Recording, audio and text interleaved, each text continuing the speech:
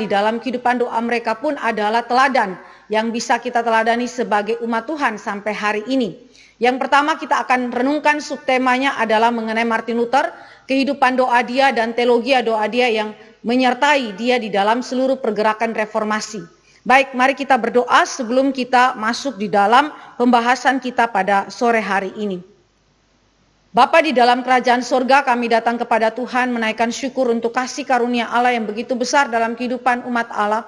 Engkau tidak saja memanggil kami dan menyelamatkan kami serta memberikan firman-Mu kepada kami, tetapi Engkau juga memberikan kepada kami kelayakan, hak istimewa untuk mendekat kepada Engkau dan menyapa Engkau, memanggil Engkau di dalam doa-doa kami. Dan kami sungguh bersyukur untuk hak istimewa yang Engkau berikan di dalam anak-Mu Yesus Kristus bagi setiap umat tebusan Tuhan. Dan pada hari ini ketika kami kembali merenungkan tentang kehidupan doa kami, biarlah Allah sendiri yang menegur kami, mengkritisi kami, memberikan kepada kami pemahaman yang benar akan doa, dan juga memberikan kepada kami semangat juang dan spiritualitas yang diperbaharui melalui konsep-konsep doa yang benar. Terima kasih Bapa di sorga, kami serahkan waktu ke depan di dalam pimpinan dan penyertaan Tuhan semata. Dalam nama Yesus Kristus Tuhan kami berdoa dan menaikkan syukur. Amin. Baik Bapak Ibu yang dikasih oleh Tuhan Yesus Kristus, ada beberapa poin besar yang kita akan renungkan terkait dengan Martin Luther di dalam reformasi yang diadakannya dan kehidupan doanya. Yang pertama, mari kita melihat bahwa Luther dikenal juga sebagai reformator doa. Luther dikenal sebagai reformator doa. Kita tahu bahwa Luther adalah seorang reformator Protestan yang agung, tetapi dia juga adalah seorang pendoa yang agung. Bagi Luther, doa menjadi fondasi bagi kesejahteraan jiwa Luther. Doa itu mencakup setiap pencarian akan jiwa dalam meditasi, dalam membaca, dalam mendengarkan, dan dalam berdoa. Bagi Luther, doa adalah sesuatu yang begitu menguatkan dan membuat dia sejahtera jiwanya. Dan kalau kita memperhatikan kehidupan daripada Luther, reformasi itu terjadi juga di dalam kerangka kehidupan kerohanian daripada Luther terkait dengan doa. Luther bergumul di dalam doa-doa dia, dan kita tahu bahwa dia berdoa terutama bergumul dengan pengampunan dosa yang dia perjuangkan melalui upaya-upaya yang bersifat kesalehan hidup, terutama di dalamnya juga adalah doa. Dan karena itu kita melihat bahwa reformasi Luther tidak dapat dipisahkan daripada kehidupan doa Luther. Nah sekarang mari kita memasuki bagaimana Luther disebut sebagai reformator doa dan bagaimana Tuhan memproses kehidupan dia melalui doa-doanya, dan ternyata dia menjadi pejuang doa di tengah-tengah kehidupan kerohanian daripada gereja Roma Katolik yang menyimpang di dalam pemikiran, ajaran, dan juga praktika hidup doa. Mari kita mulai melihat pada tahun 1516, Oktober 1516, satu tahun sebelum terjadinya reformasi pada tanggal 31 Oktober 1517, satu tahun penuh Luther itu berkhotbah tentang doa Bapa kami dalam bahasa Latin dan bahasa Jerman. Ini menunjukkan bahwa di dalam hidup daripada Luther, doa menjadi salah satu fokus dari reformasi Luther. Saya ulangi, di dalam kehidupan Luther, doa menjadi salah satu fokus reformasi. Karena itu, satu tahun sebelum tahun 1517 reformasi terjadi, dia terus mengkhotbahkan mengenai doa Bapa kami baik dalam bahasa Latin maupun dalam bahasa Jerman. Dan di dalam seluruh khotbahnya, dia mengetahui bahwa ada hal yang salah dengan pengajaran dan praktika hidup dari gereja Roma Katolik terkait dengan doa, khususnya doa pengampunan dosa. 5 bulan setelah terjadinya reformasi pada tanggal 31 Oktober 1517, pada masa Prapaskah, Luther kembali berkhotbah tentang doa Bapa kami. Jadi saudara dan saya melihat bagaimana prioritas kehidupan doa, ya terutama doa Bapa kami di dalam kehidupan dan pelayanan Luther. Pada tanggal 31 Oktober 1517, dia memakukan 95 tesis. Kita tahu itu di pintu gerbang daripada gereja Wittenberg, ya. Dan ketika dia menulis 95 tesis ini, ada beberapa tesis di dalamnya yang memuat mengenai pertentangan yang keras daripada Luther, teguran yang keras daripada Luther terhadap segala ajaran pengampunan dosa, doa pengampunan dosa yang disampaikan oleh gereja Katolik Roma. Apa saja? Mari kita lihat beberapa tesis yang berbicara mengenai doa pengampunan dosa yang kemudian ditentang habis-habisan di dalam 95 tesis. Pertama adalah tesis ke-48. Tesis ke-48 berkata demikian, orang-orang Kristen harus diajar bahwa Paus dalam memberikan pengampunan memiliki kebutuhan lebih banyak dan keinginan lebih banyak agar doa yang tekun dinaikkan baginya daripada uang yang sudah siap untuk dibayarkan. Nanti kita akan lihat kesimpulan Luther kenapa dia menulis hal ini. Lalu tesis ke-82 sampai dengan tesis ke-89. Saya ingin membacakan tesis-tesis ini bagi saudara supaya kita menemukan bahwa betapa Luther memiliki konsentrasi terhadap doa. Tesis ke-82 misalnya, mengapa Paus tidak mengosongkan api penyucian demi kasih yang paling kudus dan kebutuhan jiwa yang mendesak? Ini menjadi yang paling benar dari semua alasan. Jika ia menebus jumlah jiwa yang tidak terbatas demi hal yang paling hina, uang, untuk digunakan membangun basilika. Ini menjadi alasan yang paling sepele. Ini kalimat yang begitu mengkritisi apa yang dialami oleh orang-orang Katolik pada zaman itu, terutama pejabat tertinggi daripada Katolik, yaitu Paus. Tesis ke-83. Luther kembali berkata, sekali lagi, mengapa misa penguburan dan misa peringatan hari kematian masih berlanjut? Dan mengapa Paus tidak mengembalikan atau mengizinkan penarikan dana yang diwariskan untuk tujuan ini? Karena hal ini merupakan kesalahan untuk berdoa bagi orang-orang yang sudah ditebus, yakni mereka yang sudah mati yang ada di api penyucian itu.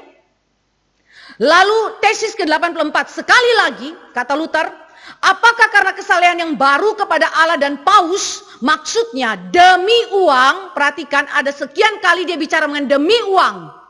Pejabat gereja mengizinkan orang yang tidak beriman dan musuh Allah untuk menebus jiwa-jiwa yang saleh dan mengasihi Allah dari api penyucian, namun tidak menebus jiwa yang saleh dan terkasih itu berdasarkan kasih yang cuma-cuma demi kebutuhannya jiwa-jiwa itu sendiri.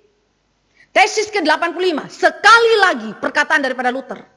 Mengapa peraturan tentang penyesalan dosa yang sudah lama dihapuskan dan mati dalam kenyataannya karena tidak digunakan, sekarang dipatuhi lagi dengan memberikan surat pengampunan dosa, seolah-olah peraturan-peraturan tersebut masih hidup dan berlaku?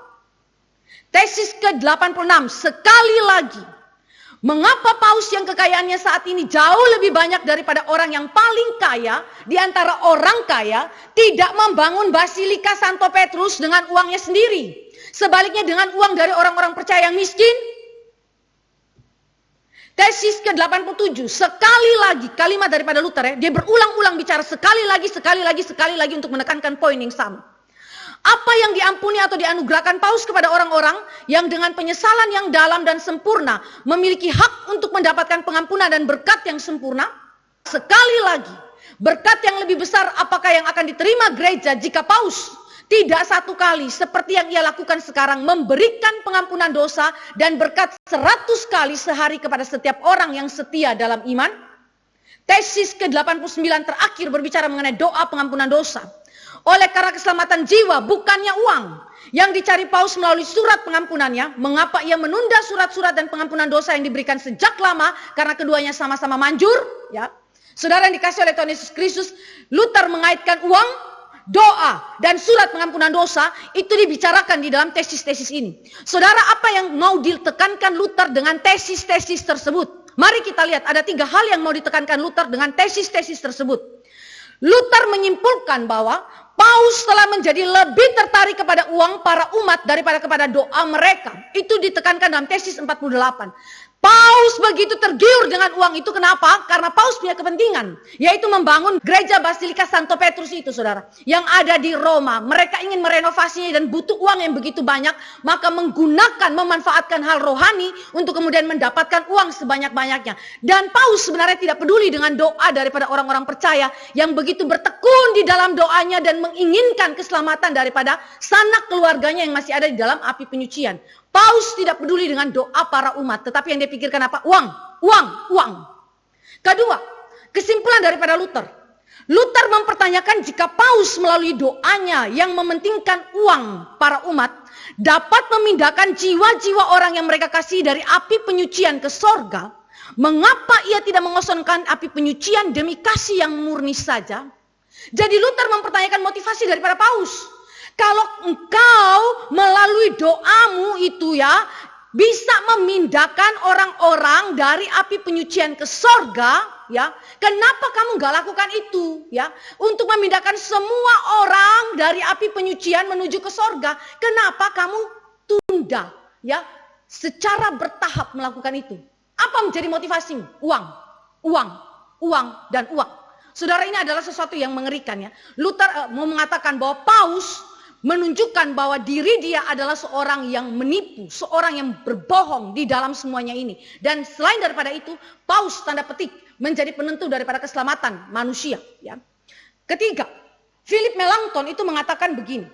Di sini, di dalam tesis ini, Luther membantah kesesatan yang merajalela yang sedang terjadi di dalam gereja Roma Katolik, yaitu bahwa seolah-olah manusia dapat memperoleh pengampunan dosa melalui perbuatannya sendiri, termasuk di dalam berdoa. Baik umat Allah yang berdoa ataupun paus yang berdoa.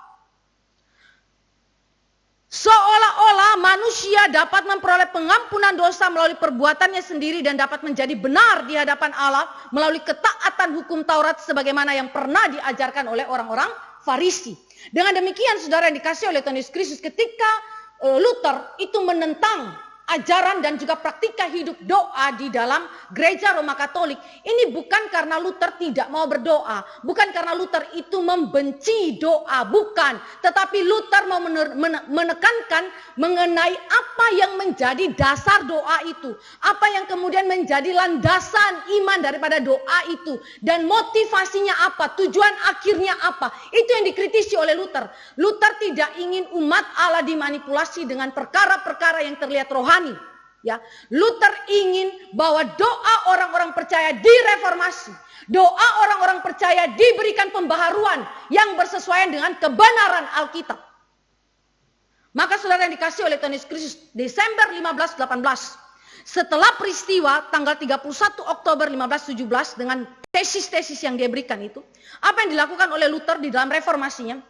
Luther menyampaikan lagi serangkaian khotbah mengenai doa Bapa kami bagi anak-anak dan kaum awam yang sederhana.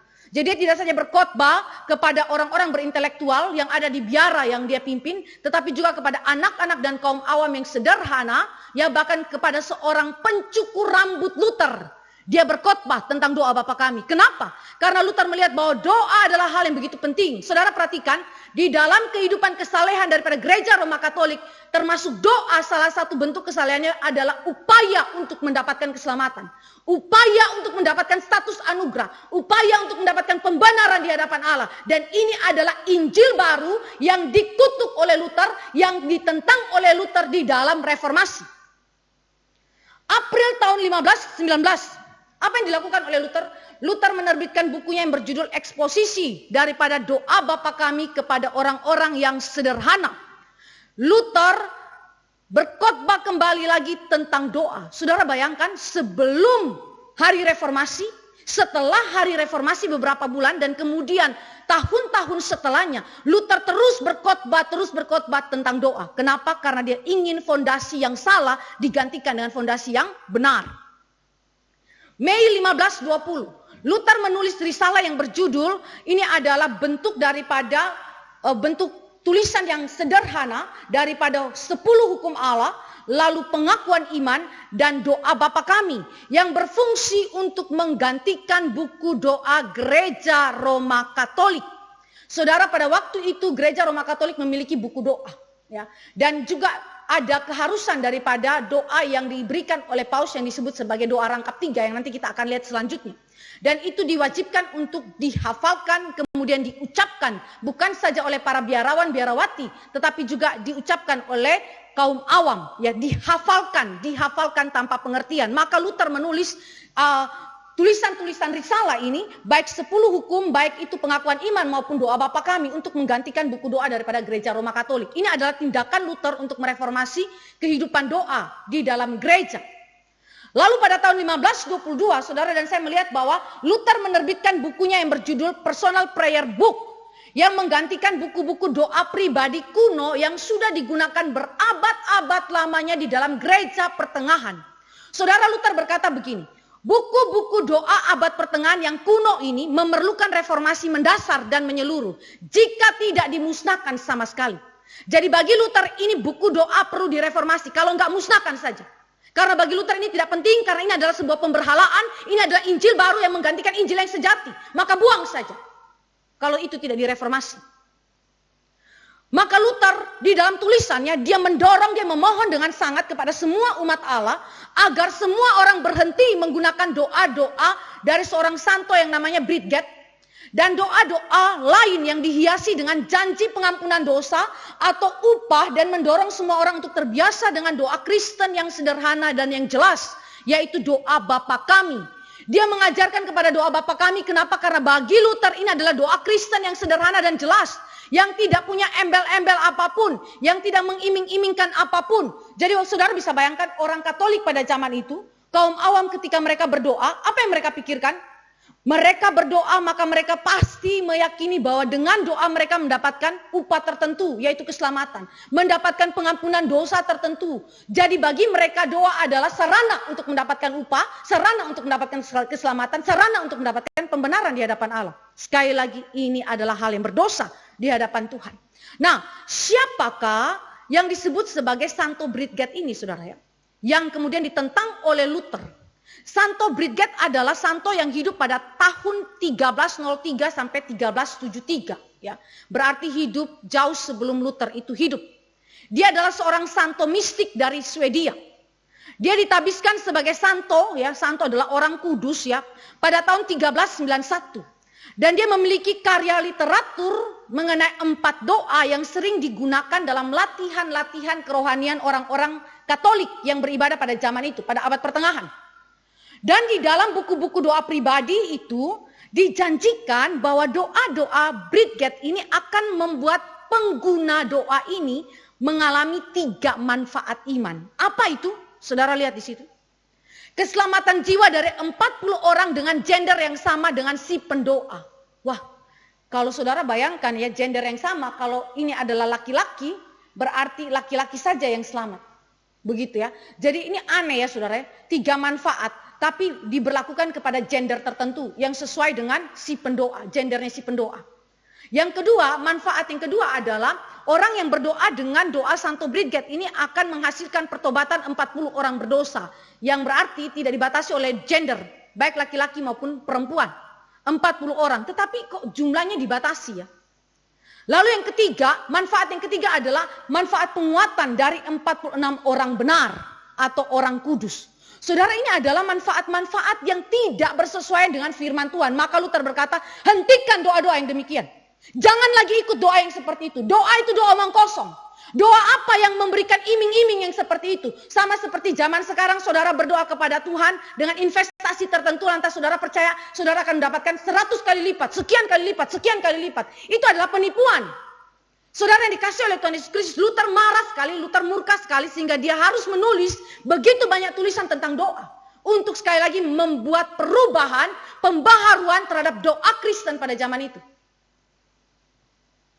Tahun 1529, doa memperoleh penekanan yang penting di dalam tulisan Luther, yaitu katekismus kecil dan katekismus besar.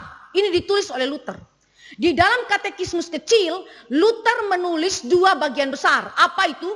Doa pagi dan doa malam. Luther menuliskannya untuk sekali lagi apa? Mereformasi konsep doa pada zaman itu. Di dalam doa pagi dan doa malam, Luther itu menulis bagaimana kepala keluarga mengajar anggota keluarganya untuk berdoa di pagi hari dan di malam hari. Saudara bayangkan, Luther adalah seorang yang begitu mengasihi umat Allah, yang tidak peduli dengan segala macam kesibukan-kesibukan dia yang menyita pikiran dia, menyita waktu dia, menyita segala sesuatu yang ada pada dirinya. Dia tidak peduli dengan itu. Yang dia pikirkan adalah apa? Umat Allah mendapatkan pengajaran yang benar, maka dia menulis itu, bahkan hal-hal yang termasuk di dalam urusan keluarga. Bagaimana kepala keluarga mendidik anak-anaknya di dalam doa. Dia bukan hanya memikirkan kehidupan gereja Tuhan, biara saja, tapi dia pikirkan sampai kepada hal urusan keluarga. Anak-anak, ayah, ibu mengetahui bagaimana mereka harus berdoa. Maka Luther menulis dalam katekismus kecil doa pagi dan doa malam. Seperti apa harus diajarkan kepada anak-anak. Berarti Luther menginginkan doa menjadi habit, menjadi kebiasaan bukan saja secara komunal di dalam gereja, tetapi di dalam komunitas yang paling kecil daripada umat Allah, yaitu di mana? Di dalam keluarga. Di dalam keluarga doa harus diajarkan dengan benar. Doa makan, bahkan ditulis oleh Luther di dalam katekismus kecil. Bagaimana kepala keluarga mengajar anggota keluarganya untuk mengucapkan doa dan bersyukur di meja makan. Pada zaman Luther, makan di sekeliling meja makan itu hal yang penting. Kenapa? Karena pada waktu itu menjadi waktu yang sangat-sangat istimewa untuk kepala keluarga, ayah mengajarkan anak-anaknya beribadah, mengajarkan anak-anaknya berdoa, mengajarkan anak-anaknya firman Allah. Maka ada istilah table talk, ya, percakapan di sekitar meja makan. Hari ini saudara, percakapan di meja makan yang sedemikian sudah tidak ada lagi. Kenapa? Karena individualisme begitu tinggi. Orang-orang sibuk dengan kesibukannya sendiri. Pekerjaan ya, ataupun studi, apalagi sekarang work from home ya, atau kemudian kita pakai pelajaran jarak jauh ya. Jadi akhirnya menyita waktu kita secara personal dan kehidupan komunitas dalam keluarga, duduk di meja makan bersama-sama. Ayah memimpin ya di dalam firman Tuhan, berdoa, mengajar anak tentang doktrin-doktrin yang penting di meja makan, percakapan-percakapan teologis di meja makan, itu sudah tidak ada. Hari ini saudara tidak akan dapat. Kalaupun saudara dapatkan itu mungkin bisa dikerjakan oleh salah satu saja dari orang tua. Misalnya ayahnya saja atau sang ibu saja. Tetapi secara bersama-sama jarang itu terjadi. Pada zaman Luther itu terjadi. Luther sangat memikirkan kehidupan keluarga. Luther memprioritaskan kehidupan kerohanian daripada keluarga, termasuk urusan doa. Karena itu dia berbicara dengan begitu dalam di dalam katekismus kecil bagaimana kepala keluarga memimpin keluarganya, anggota-anggota keluarganya untuk kemudian hidup di dalam kebenaran firman, terutama di dalam waktu-waktu doa mereka. Di dalam katekismus kecil juga Luther menjelaskan mengenai permohonan pertama dalam doa Bapa kami, yaitu dikuduskanlah namamu. Luther bertanya begini, bagaimanakah dikuduskanlah namamu itu dilakukan? Luther menjawab, ketika firman Allah diajarkan dengan jelas dan dengan murni, dan kita sebagai anak-anak Allah menjalani hidup kudus sesuai dengan firman Allah. Tolonglah kami untuk melakukan hal ini Bapa di surga. Namun barang siapa mengajarkan dan hidup berlawanan dengan ajaran firman Allah, mencemarkan nama Allah di antara kita, lindungilah kami dari hal ini Bapa Surgawi. Jadi Luther betapa menyerahkan seluruh kehidupan keluarga maupun kehidupan jemaat yang dia pimpin di dalam Tuhan, di dalam pemeliharaan Tuhan, sehingga di dalam pengajaran firman maupun di dalam kehidupan doa-doa mereka melakukannya sehingga nama Tuhan dipermuliakan. Bukan nama Tuhan dihina, bukan nama Tuhan itu kemudian dicemarkan. Luther sangat menjaga hal ini. Nanti kita lihat di waktu pembahasan selanjutnya bagaimana Luther menekankan dikuduskanlah namamu. Pada tahun 1535, Luther kembali menulis risalah yang berjudul A Simple Way to Prayer, yang mengungkapkan mengenai penggunaan katekismus seumur hidup sebagai sumber doa sehari-hari. Untuk menggantikan apa? Pola doa daripada gereja Roma Katolik. Saudara memperhatikan Luther tidak saja mendobrak dan menghancurkan ajaran yang sesat, ajaran yang salah di dalam gereja dan praktika hidup yang salah di dalam gereja, tetapi Luther menyediakan solusi. Kalau kita hanya menghancurkan saja, menghancurkan ajaran dan praktika hidup yang salah, tetapi tidak memberikan solusi di dalam ajaran dan praktika hidup yang benar, ini tidak apple to apple. Tapi mari kita perhatikan Luther. Luther menghancurkan ajaran, menghancurkan praktika hidup yang tidak benar, tetapi sekaligus menyodorkan ajaran dan praktika hidup yang benar. Sehingga ketika dibilang doa itu salah, konsep itu salah, praktika hidup salah, dia langsung kasih tahu bagaimanakah cara berdoa yang benar. Bagaimanakah seharusnya praktika hidup di dalam doa yang benar. Ya, ini yang dilakukan oleh Luther. Kenapa kita lihat begitu banyak tulisan daripada Luther? Karena sekali lagi Luther bukan saja mendobrak, menghancurkan, tetapi dia memberikan ajaran fondasi yang benar dan bagaimana praktika hidup yang benar bersesuaian dengan firman Tuhan. Sehingga katekismus dia jadikan sebagai sumber doa sehari-hari bagi umat Allah yang mengikuti pengajaran-pengajaran daripada Luther setelah masa reformasi itu. Nah, jadi kesimpulan kita ketika kita melihat segala macam tulisan ini ya, mengenai tulisan Luther terkait dengan doa tadi, saudara dan saya memiliki beberapa kesimpulan. Saya mengutip dari beberapa tokoh yang berbicara mengenai kehidupan doa Luther. Dia mengatakan begini, William Russell mengatakan bahwa sebuah ciri jika bukan ciri utama dari program reformasi Lutheran adalah penekanannya yang konsisten dalam mereformasi cara berdoa umat Kristen. Ya, jadi menjadi ciri khas, salah satu ciri khas daripada reformasi Luther, ya, yaitu mereformasi cara berdoa umat Kristen. Lalu tokoh yang kedua, Dan Carde, mengatakan bahwa Frederick Heller itu telah mengatakan bahwa sebagai seorang pendoa lah kalau Luther menjadi reformator agung dan pembuka era baru dalam sejarah kekristenan. Jadi dia dikenal sebagai pendoa. Bukan saja reformator tetapi pendoa. Karena dia pendoa maka dia menjadi seorang reformator dan pembuka era baru bagi sejarah kekristenan. Martin Lehmann mengatakan bahwa jelas bahwa pemahaman doa Luther tidak dapat dipisahkan dari totalitas teologinya. Tentu saja dapat dikatakan bahwa doa merupakan bagian integral dan signifikan dari seluruh teologi Luther. Jadi saudara dan saya melihat bagaimana doa mendapatkan peranan, penekanan yang begitu penting di dalam reformasi Luther, sehingga Luther disebut sebagai reformator doa dengan seperangkat tulisan-tulisannya dan kemudian ajaran-ajaran fondasi yang dia tetapkan berdasarkan firman Allah dan kemudian membangun praktika di atas fondasi yang benar terkait dengan doa. Sehingga umat Allah mendapatkan pembaharuan hidup yang sangat indah, sangat baik di dalam aspek doa. Nah, saudara yang dikasih oleh Tuhan Yesus Kristus, Luther bukan saja seorang yang menulis mengenai ajaran dan praktika doa yang benar, tetapi dia juga adalah seorang praktisi doa. Praktisi doa. Dia adalah bukan saja pengajar, bukan saja seorang teolog, bukan saja seorang reformator doa, tetapi dia adalah praktisi doa. Mari kita lihat, Ludwig mengatakan begini, dalam hal berdoa, Luther bukan ahli teori, tetapi praktisi.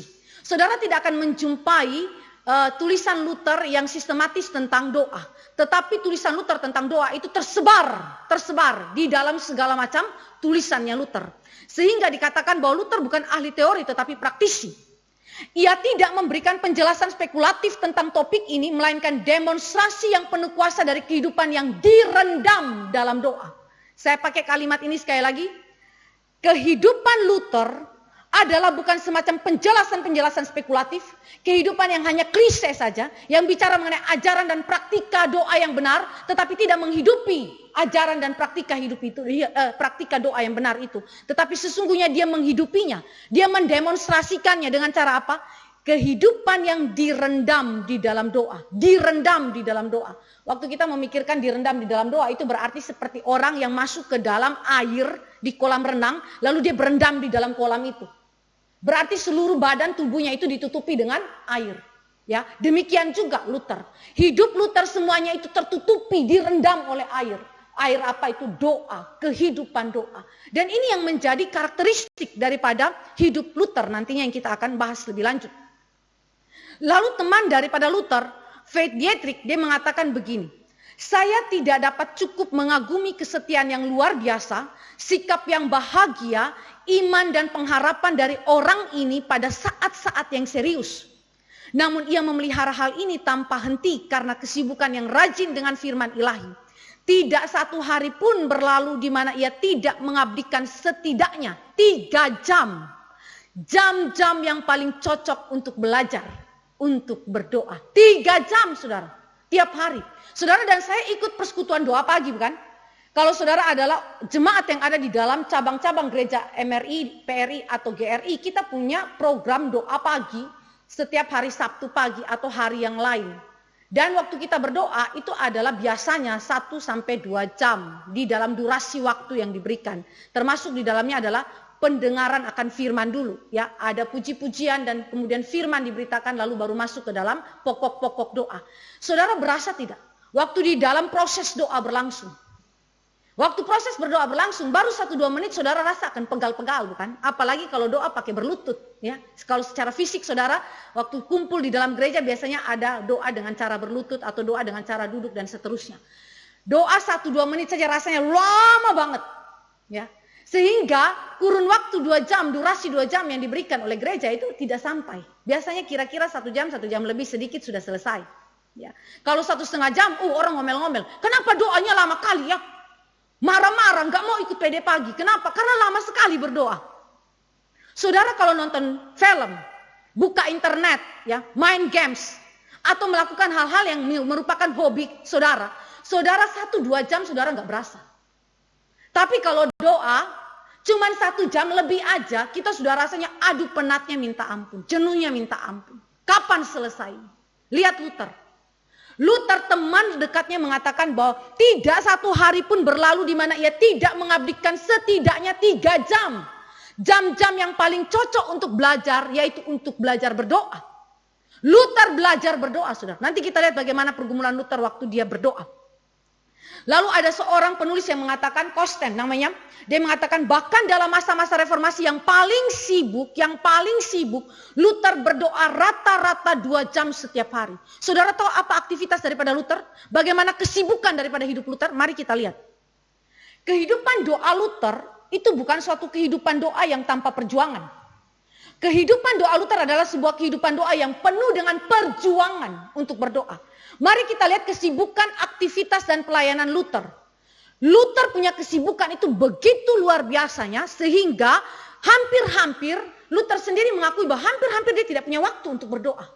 Tetapi saudara, kesibukan, aktivitas dan pelayanan Luther, faktanya berdasarkan kesaksian daripada sahabat Luther, tidak menghambat Luther untuk berdoa. Sebaliknya pada hari-hari yang paling sibuk, Luther berkata, hari ini saya harus menyediakan waktu lebih banyak untuk berdoa. Sebab banyak sekali yang harus saya lakukan. Semakin banyak pelayanan, semakin banyak hal yang harus dikerjakan pada hari itu, semakin banyak pula dia harus berdoa. Wah, ini adalah sesuatu komitmen yang tidak mudah, saudara. Biasanya kalau kita sudah padat dengan schedule, ya kita punya pelayanan, pekerjaan atau bisnis atau apa saja, pekerjaan-pekerjaan dalam rumah tangga apalagi, ibu rumah tangga juga tidak kurang kepadatannya dalam bekerja. Saudara sukar untuk meninggalkan cucian pakaian, cucian piring, memasak ataupun pekerjaan-pekerjaan saudara yang lain untuk apa? Berdoa. Ambil waktu untuk berdoa. Itu sulit. Kenapa? Karena schedule saudara begitu padat. Jadwal saudara begitu padat. Tapi bagi Luther tidak. Luther membuat pembalikan hidup. Ya, pola hidup dia apa itu? Kalau kita makin sibuk, kita kurangi jam doa kita. Kalau Luther tidak. Hari ini saya harus menyediakan waktu lebih banyak untuk berdoa. Sebab banyak sekali yang harus saya lakukan. Makin sibuk dia, makin dia harus berdoa. Ini prinsip saudara. Kalau saudara dan saya aneh ya, reduksi waktu doa untuk apa? Penuhi schedule waktu kerja saudara. Tapi kalau Luther tidak. Makin dia sibuk kerja, makin dia harus banyak berdoa. Ya. Kenapa saudara? Nanti kita akan lihat bagaimana Luther menunjukkannya dalam kehidupan dia selanjutnya dalam prinsip-prinsip doa. Luther saudara, dia adalah seorang suami dan ayah. Dia adalah gembala, dia adalah guru dan penulis. Dia memiliki begitu banyaknya tugas yang Tuhan percayakan di pundaknya. Ya. Saudara, dia bukan seorang suami atau ayah yang tidak bertanggung jawab. Nanti kita kalau masuk ke dalam pembahasan PA wanita, kalau saudara di sini hadir dan ikut PA wanita, saya akan kaji di mana peran daripada Luther sebagai kepala keluarga. Dia memiliki peranan yang begitu penting di dalam pengajaran firman kepada anak-anaknya. Sehingga walaupun dia melayani di luar, tetapi di dalam dia tetap melayani keluarganya. Jadi dia seorang suami dan ayah, gembala, guru dan penulis. Bahkan dia adalah wakil kepala biara dan vikaris distrik dalam Ordo Agustinus, ordonya dia. Nah, Oktober tahun 1516 surat Luther itu diberikan kepada seorang sahabatnya namanya Lang. Dia jelaskan apa yang menjadi kesibukannya. Ya, kesibukannya. Ini 1 tahun sebelum terjadinya reformasi. Dia bilang begini sama sahabatnya ini. Sebenarnya saya memerlukan 2 orang sekretaris atau kanselir. Hampir sehari suntuk saya harus menulis surat-surat. Saya adalah pengkhotbah di biara, guru di meja makan. Orang meminta saya berkhotbah setiap hari dalam gereja di kota. Setiap hari berkhotbah saudara. Satu khotbah, saudara kalau siapkan satu khotbah, saudara harus membaca buku sekian banyak. Baca Alkitab itu first source-nya saudara. Setelah saudara baca Alkitab, saudara harus baca sekian banyak buku di belakang itu. Ya, jadi itu berarti saudara mempersiapkan khotbah tidak main-main. Ini khotbah tiap hari saudara, tiap hari. Ya. Saya adalah pemimpin sekolah biara. Ya, mahasiswa-mahasiswa yang masuk dalam sekolah biara dia yang kemudian mengaturnya. Saya adalah vikaris ordo yang berarti kepala dari 11 biara. Sebab distrik itu mempunyai 11 biara. Bayangkan 11 biara, ya. Dia tidak saja melayani biaranya dia tetapi melayani 11 yang lain, begitu ya. Saya adalah pengawas perikanan. Ya, jadi bukan saja sebagai pelayan firman tetapi juga pengawas perikanan. Saya mengurus keuangan ordo, berarti administrasi pun dia urus. Saya memberi kuliah mengenai Paulus dan mengadakan penelitian mengenai Mazmur-Mazmur. Di samping itu surat menyuratlah yang paling banyak menghabiskan waktu. Saya hampir tidak mempunyai waktu untuk berdoa karena saking sibuknya. Belum lagi adanya godaan-godaan khusus dan daging. Godaan dari dosa untuk malas, untuk kemudian tidak ingin berdoa. Dunia dan iblis Kini kau lihat, dia bicara kepada sahabatnya, saya adalah seorang gelandangan.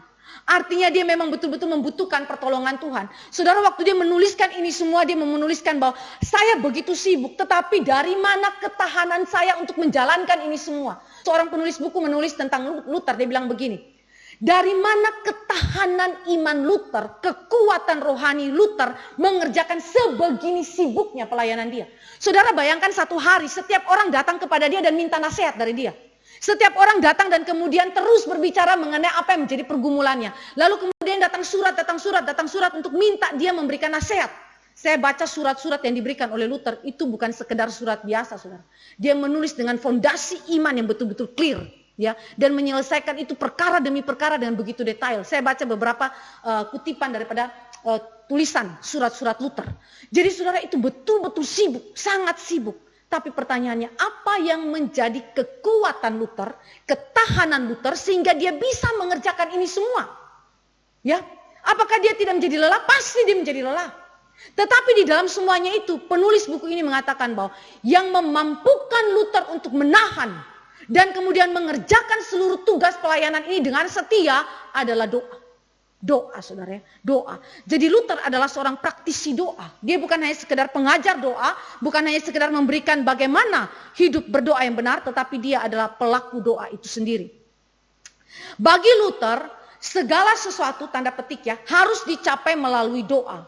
Segala sesuatu, tanda petik, kenapa? Karena ini bukan urusan keselamatan ya saudara. Bukan soal saya berdoa untuk dapat keselamatan seperti konsep Roma Katolik yang diperbaharui oleh Luther, bukan. Jadi Luther mengatakan bahwa segala sesuatu harus dicapai melalui doa dalam hal ini. Luther berkata, biarlah ini dikatakan sebagai suatu nasihat untuk berdoa. Supaya kita dapat membentuk kebiasaan berdoa dengan penuh kerajinan dan kesungguhan. Lebih dari itu, sesungguhnya doa sangatlah perlu bagi kita. Karena bagaimanapun juga kita harus mencapai segala sesuatu melalui doa. Agar dapat menjaga apa yang kita miliki dan mempertahankannya terhadap musuh-musuh kita, yaitu iblis dan dunia. Dalam hal ini apa? Iman kita. Iman kita, kesetiaan kita kepada Allah kita dapatkan dari mana? Itu bukan dari hasil usaha kita, tetapi dari apa? Dari doa, di mana Allah memberikan kepada kita kekuatan supranatural. Sehingga oleh kekuatan roh Allah inilah, saudara dapat mempertahankan apa yang telah Allah berikan kepada kita. Iman itu, kesalehan hidup, buah-buah roh yang dikerjakan dalam kehidupan kita. Semuanya itu tidak dapat dipertahankan dengan usaha manusia, tetapi oleh anugerah Allah semata. Sehingga kita dapat tetap beriman, kita dapat tetap setia, kita dapat tetap melayani Allah, dan musuh-musuh kita, iblis dan dunia ini dikalahkan. Itu maksud Luther. Jadi doa sebagaimana di dalam salah satu tulisan daripada Rasul Paulus sebagai senjata perlengkapan rohani kita, itu yang dimaksudkan oleh Luther. Doa memberikan kepada engkau dan saya kemampuan, kekuatan untuk kemudian menanggung segala tugas tanggung jawab yang Allah berikan kepada kita, sesibuk-sibuk apapun kita. Saudara jangan lupa berdoa. Jangan lupa berdoa ya. Apapun yang harus kita peroleh, kita harus mengusahakannya dalam doa. Karena itu doa merupakan penghiburan, kekuatan dan keselamatan bagi kita. Perlindungan kita terhadap semua musuh dan kemenangan kita atas mereka. Dalam seluruh catatan Rasul Paulus mengenai senjata-senjata perlengkapan rohani di dalam melawan kuasa iblis ya dan dosa, doa ditulis paling terakhir. Doa ditulis paling terakhir. Kenapa saudara? Seluruh efektivitas daripada perlengkapan senjata rohani itu hanya dapat diefektifkan oleh doa. Karena itu saudara, Luther berkata, doa merupakan penghiburan. Doa kekuatan, keselamatan bagi kita, perlindungan kita terhadap musuh dan kemenangan kita atas mereka. Bukankah hal ini saudara dan saya dapatkan juga dalam kehidupan Yesus Kristus, anak Allah. Ketika dia ada di dalam dunia ini.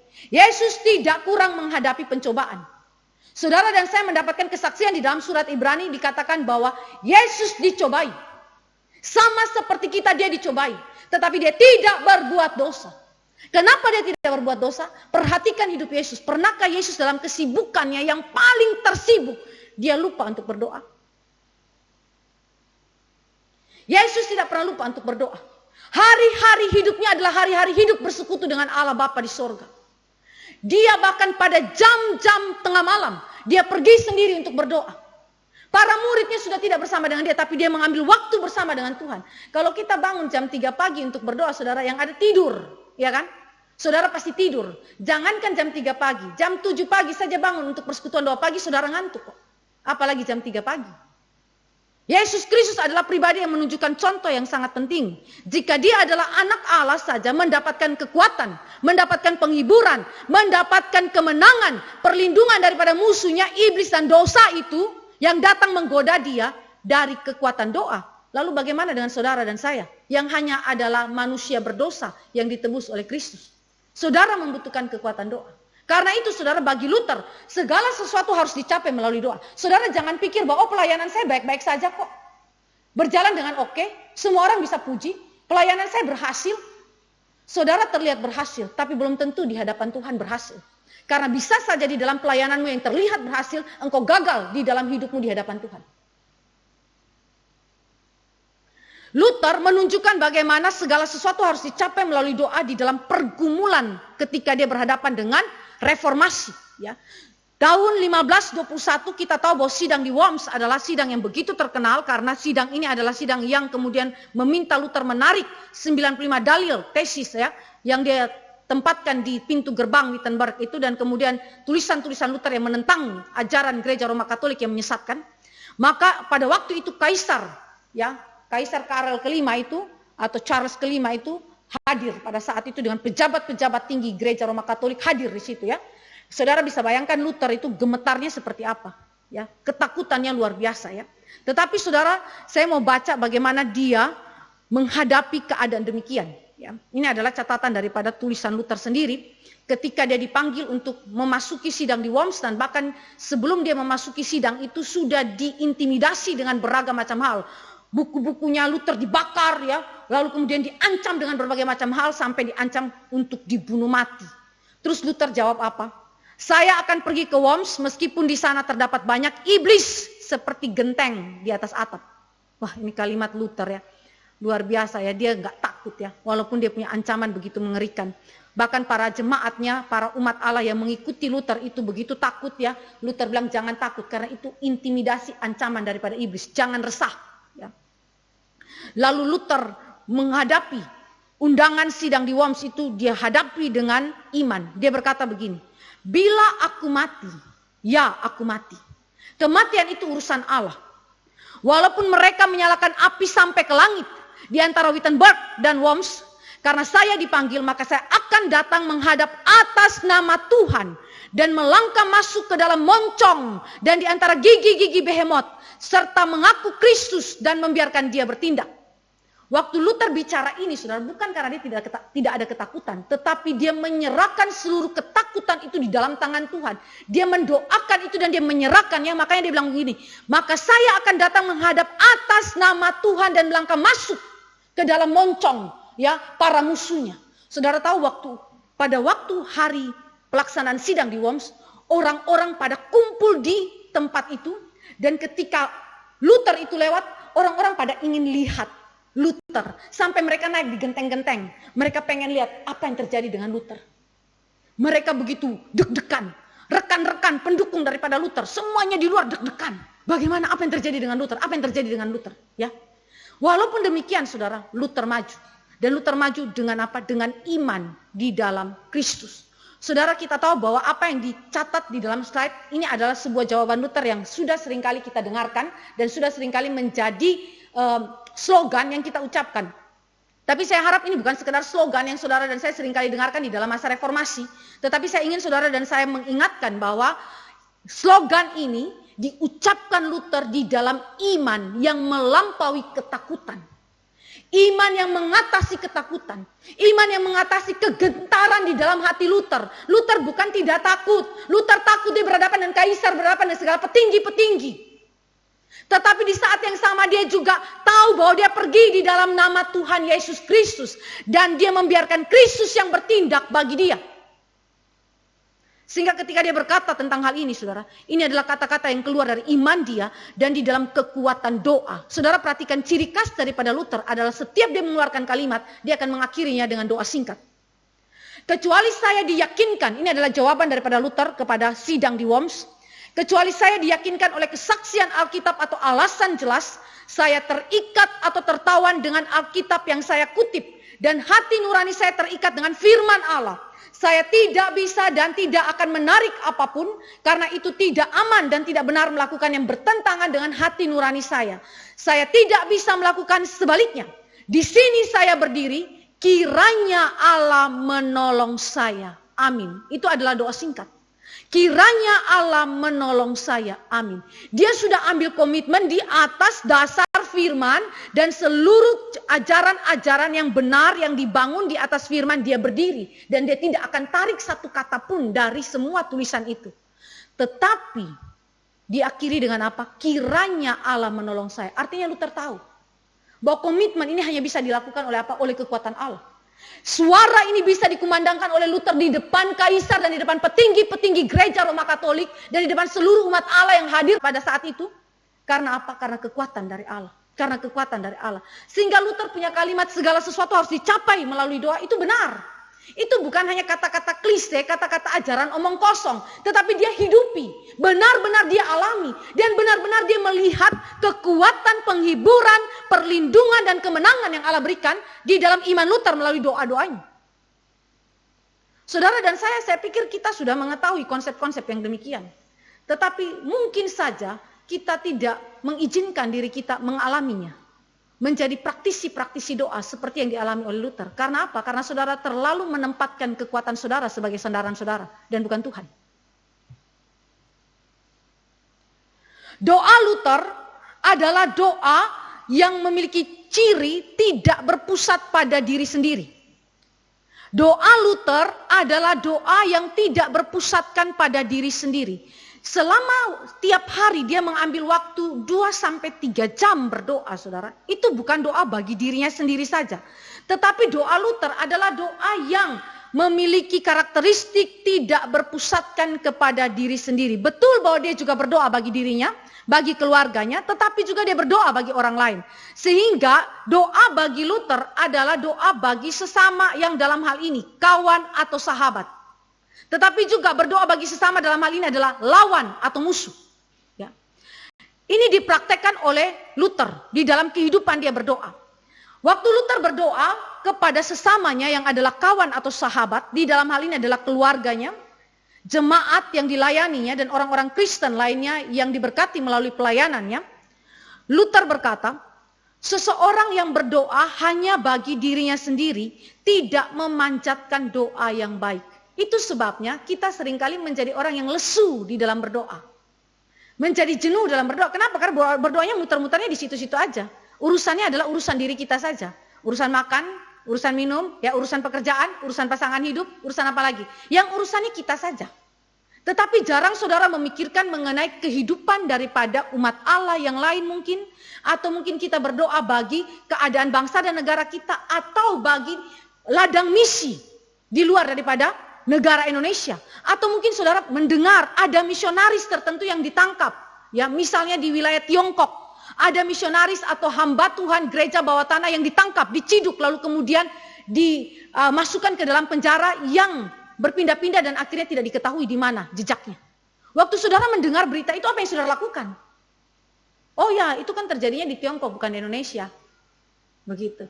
Jadi itu berarti saya tidak punya kewajiban untuk berdoa bagi orang-orang yang ada di sana, umat Allah yang ada di sana, hamba Tuhan yang ada di sana. Seringkali saudara dan saya terjebak di dalam doa yang bersifat egosentris. Tetapi Luther tidak demikian. Luther berkata bahwa orang yang berdoa hanya bagi dirinya sendiri tidak memanjatkan doa yang baik. Berdoa bagi umat Kristen adalah lebih baik daripada berdoa bagi diri sendiri saja. Yesus Kristus bahkan waktu dia berdoa, saudara, dia berdoa bukan demi kepentingannya, tetapi berdoa demi kepentingan umat Allah yang diwakilinya. Jadi berarti doa sejati adalah doa yang tidak egosentris. Bukan berarti bahwa tidak boleh berdoa bagi diri kita, tetapi doa itu harus luas. Makanya Luther merekomendasikan doa Bapa Kami sebagai doa jemaat, karena diajarkan doa Bapa Kami, bukan doa aku. Ya, ini adalah bicara mengenai karakteristik doa Kristen. Luther sebagai gembala, dia peduli dan dia berdoa bagi pertobatan orang-orang berdosa. Ini adalah kutipan doa daripada Luther, ya. Dan itu diungkapkan di dalam khotbah Luther, ya. Bagaimana kepedulian dia sebagai seorang gembala ketika dia melihat orang-orang berdosa, umat Allah di dalam gereja, di dalam biara yang dilayaninya yang jatuh dalam dosa. Apa yang menjadi tanggapan dia? Ini adalah kalimat yang dia bicarakan di dalam khotbahnya. Dia mengatakan begini, Anda melakukan pekerjaan Kristen yang nyata jika Anda menaruh perhatian pada orang-orang berdosa, lalu masuk ke dalam kamar pribadi Anda dan berdoa dengan sungguh-sungguh kepada Allah demikian. Oh Allahku, inilah yang saya dengar tentang si Anu. Ia berkanjang dalam dosa dan orang yang lain telah jatuh ke dalam dosa. Oh Tuhan, tolonglah dia untuk bangkit dan seterusnya. Dengan cara ini Anda akan menolong dia dan melayani dia. Jadi kadang kita tidak perlu langsung datang dan menasihati orang itu. Kamu harus bertobat ya. Kalau kita punya waktu untuk berbicara kepada orang bersangkutan, minta dia untuk bertobat, boleh. Tapi bagaimana kalau kita tidak punya kesempatan untuk berbicara kepada orang bersangkutan, menegur dia dan membawa dia kembali ke dalam pertobatan? Caranya adalah saudara mendoakan dia. Ketika saudara mendengar berita bahwa ada salah satu jemaat di dalam gereja saudara jatuh dalam dosa, entah dosa apa itu saja, berkanjang dalam dosa. Berkanjang berarti dia bukan cuma satu kali jatuh. Dia jatuh berulang-ulang di dalam dosa yang sama. Dan saudara mendengar berita itu. Apa yang saudara lakukan? Gosipin. Iya. Saudara pergi bicara dari satu orang kepada orang yang lain? Tidak. Yang dilakukan oleh Luther apa? Masuk ke dalam ruang pribadi, bawa nama orang itu, sebutkan dosanya, dan doakan orang itu di hadapan Tuhan. Agar Tuhan membuat dia bertobat, dan kemudian Tuhan membangkitkan dia daripada dosanya, dan kembali kepada iman yang sejati di dalam firman Allah. Ini yang dilakukan oleh Luther. Luther melihat bahwa ini adalah sesuatu yang seharusnya dilakukan oleh seorang Kristen di dalam doa-doanya. Kapan terakhir kali saudara mendoakan sahabat saudara, jemaat saudara, orang yang ada di sekeliling saudara yang berdosa? Atau saudara cuma dengar dan lewat saja? Memang karakter dia begitu. Memang dia sudah begitu. Terus saudara membiarkan dia begitu. Padahal dia telah melakukan apa yang tidak berkenan kepada Tuhan. Kita berdosa. Kita turut berdosa karena kita membiarkan dia demikian. Tetapi saudara seharusnya mengambil langkah lebih awal. Apa itu? Doakan dia. Setelah saudara mendoakan dia, jika punya waktu berjumpa dengan dia, jumpa dia dan kritisi dia, tegur dia, evaluasi dia. Untuk apa? Supaya dia bertobat. Ya. Itu adalah tindakan cinta kasih. Bukti bahwa kita mempedulikan sesama kita. Dan Luther mengatakan bahwa ini adalah pekerjaan Kristen yang nyata. Alkitab berkata hendaklah kasih itu nyata. Jangan kasih itu pura-pura. Tapi hendaklah kasih itu nyata. Dan kasih itu nyata terlihat di mana? Di dalam doa saudara. Bagi sesama saudara. Dan terutama orang-orang percaya yang sedang berada di dalam kejatuhannya di dalam dosa. Kasihilah mereka dengan apa? Doakanlah mereka supaya mereka bertobat. Ya. Ini adalah karakteristik daripada orang yang mengasihi umat Allah. Bukan saja sebagai gembala jemaat. Tetapi sesama orang percaya kita harus mengasihi satu dengan lainnya. Berdoa bagi sesama. Bukan saja kepada kawan, sahabat, ya, keluarga, jemaat, orang Kristen lainnya, tetapi juga bagi lawan atau musuh. Kita lihat di dalam Yohanes 17 ayat 9, ini adalah khotbah eksposisi daripada Luther. Dia menunjukkan bagaimana seharusnya doa yang benar itu bukan saja bagi orang-orang yang percaya saja, orang Kristen saja, tetapi juga bagi mereka yang belum percaya. Yohanes pasal 17 ayat yang ke-9.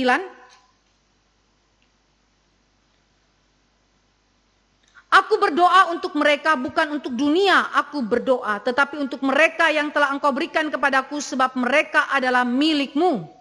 Kita tidak tahu siapa umat pilihan Allah. Yang tahu umat pilihan Allah itu cuma Tuhan Allah. Karena itu ketika ada orang yang memusuhi kita, ada sejumlah kelompok manusia yang memusuhi kekristenan, itu adalah fakta kejatuhan manusia dalam dosa, tetapi juga merupakan panggilan bagi kita untuk mendoakan orang-orang yang membenci umat Allah, yang membenci Kristus. Karena siapa tahu di antara mereka adalah umat pilihan Allah. Nah, saudara, berdasarkan Yohanes 17 ayat 9, Luther berkata begini, sejauh menyangkut orang itu, yaitu musuh atau lawan itu, kita harus berdoa bagi setiap orang. Doa kita harus umum dan mencakup baik kawan maupun lawan. Kita harus berdoa agar para musuh kita bertobat dan menjadi teman kita. Berarti kita secara intensional merindukan untuk musuh-musuh kita itu bertobat. Siapa yang mendoakan musuh-musuh kita, saudara? Kalau saudara ada di dalam kasus ISIS, kalau saudara baca di dalam kasus ISIS yang terjadi di wilayah Arab, saudara, itu mengerikan ya. Bukan saja terjadi penindasan, terjadi penderitaan, penganiayaan kepada umat Kristen, tetapi juga kepada umat non-Kristen. Sehingga itu adalah sesuatu yang cukup sukar. Bagaimana kita berdoa kepada orang yang menyakiti kita dengan begitu amat dalam. Dan ini adalah suatu panggilan yang menunjukkan kasih kita yang bersifat umum. Yang membuat kita penuh belas kasih seperti Bapa di sorga berbelas kasih kepada manusia yang telah jatuh dalam dosa. Kita pun harus menunjukkan hal yang sama. Dan Luther menekankan umat Allah berdoa bagi musuhnya dengan kasih yang seperti ini. Jadi mendoakan mereka supaya apa? Mereka menjadi teman kita. Bukankah Yesus Kristus di atas kayu salib dia berdoa? Demikian bukan? Ampunilah mereka karena mereka tidak tahu apa yang mereka perbuat. Dan salah satunya adalah penjahat di sebelah Yesus itu bertobat. Yesus menginginkan pertobatan orang yang menjadi musuhnya.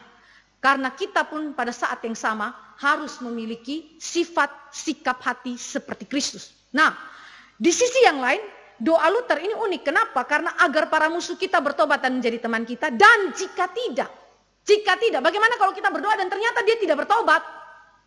Apa yang terjadi? Agar perbuatan dan rencana mereka gagal dan tidak berhasil dan mereka binasa. Bukan Injil dan kerajaan Kristus yang binasa. Ya. Jadi berarti Luther itu berdoa pertama adalah untuk keselamatan mereka. Tetapi jika tidak selamat, jika tidak bertobat, biarlah mereka binasa. Biarlah mereka dihukum Tuhan. Dan biarlah Injil Kristus dan kerajaan Allah itu yang bersinar. Ya. Saudara, ini adalah doa yang indah sekali. Doa yang menegakkan kasih dan keadilan Allah secara seimbang. Saudara perhatikan, Luther dengan jujur di dalam tulisannya dia akui bahwa ketika dia memikirkan lawan-lawannya di dalam doanya, dia tidak dapat berdoa tanpa mengutuki mereka sama sekali. Ya, jadi pada saat yang sama dia berdoa supaya Tuhan mengampuni, Tuhan menyelamatkan mereka. Tetapi di saat yang sama, Luther juga harus akui bahwa dia berdoa tanpa meniadakan ucapan-ucapan kutuk terhadap mereka yang telah memusuhi Allah. Ini doa yang paradoks ya saudara. Satu minta keselamatan, minta pertobatan, yang di sisi lain adalah minta supaya apa? Supaya mereka dikutuk Tuhan. Ya. Jadi ini ada unik sekali. Tapi itulah pengakuan daripada Luther. Luther adalah seorang reformator doa yang jujur sekali di dalam doa-doanya. Dia mengatakan begini, saya kutip kalimat daripada Luther. Ya. Saya tidak dapat berdoa tanpa mengutuk pada saat yang sama. Jika saya mengatakan dikuduskanlah namamu. Ini dia berdoa berdasarkan doa Bapa kami. Maka saya harus juga mengatakan kiranya nama-nama paus. Wah ini langsung disebutkan ya. Dan semua yang menghujat namamu dikutuk, dihukum dan dipermalukan. Clear ya saudara. Doa Luther adalah doa yang clear cut. Ya. Dia tidak manipulasi, dia langsung sebutkan siapa yang menjadi objek musuh Allah pada saat itu. Jika saya mengatakan datanglah kerajaanmu, maka saya harus juga mengatakan kiranya kepausan bersama dengan semua kerajaan di bumi yang melawan kerajaanmu dikutuk, dihukum dan dihancurkan. Jika saya mengatakan jadilah kehendakmu, maka saya harus juga mengatakan kiranya semua rencana dan komplotan para paus dan semua orang yang berjuang melawan kehendak dan ketetapanmu dikutuk, dihukum, dipermalukan dan ditiadakan. Sesungguhnya demikianlah bibir dan hati saya berdoa setiap hari. Perhatikan jujur. Sesungguhnya demikianlah bibir dan hati saya berdoa setiap hari. Dan semua orang percaya dalam Kristus sedang berdoa demikian juga bersama saya. Saudara, ini adalah kalimat yang jujur. Saudara, dan saya melihat Luther, seorang praktisi doa yang tidak memanipulasi doa. Apa yang keluar dari bibirnya itu yang menjadi keyakinan hatinya. Dan dia berdoa dengan sungguh-sungguh di hadapan Allah. Tapi saudara nggak boleh salah tafsir. Seolah-olah aduh Luther ini jahat banget ya. Doa dia doanya sepertinya menekankan keadilan Allah itu luar biasa ya. Tidak. Sekali lagi saya katakan kasih dan keadilan Allah ditekankan dengan begitu seimbang di dalam doa Luther. Apa maksud doa Luther yang mengutuki para musuhnya di saat bersamaan dia juga minta Tuhan untuk selamatkan mereka. Ya. Yang pertama, Luther itu melindungi, tanda petik ya, karena kita tidak mungkin melindungi, Allah lah yang melindungi dan Allah sendiri yang menyatakan kemuliaannya tanpa bantuan kita. Tetapi ini terkait dengan dikuduskanlah namamu. Luther mengatakan bahwa ini adalah sebuah tindakan tanda petik untuk melindungi kemuliaan Allah dari penghinaan para musuhnya.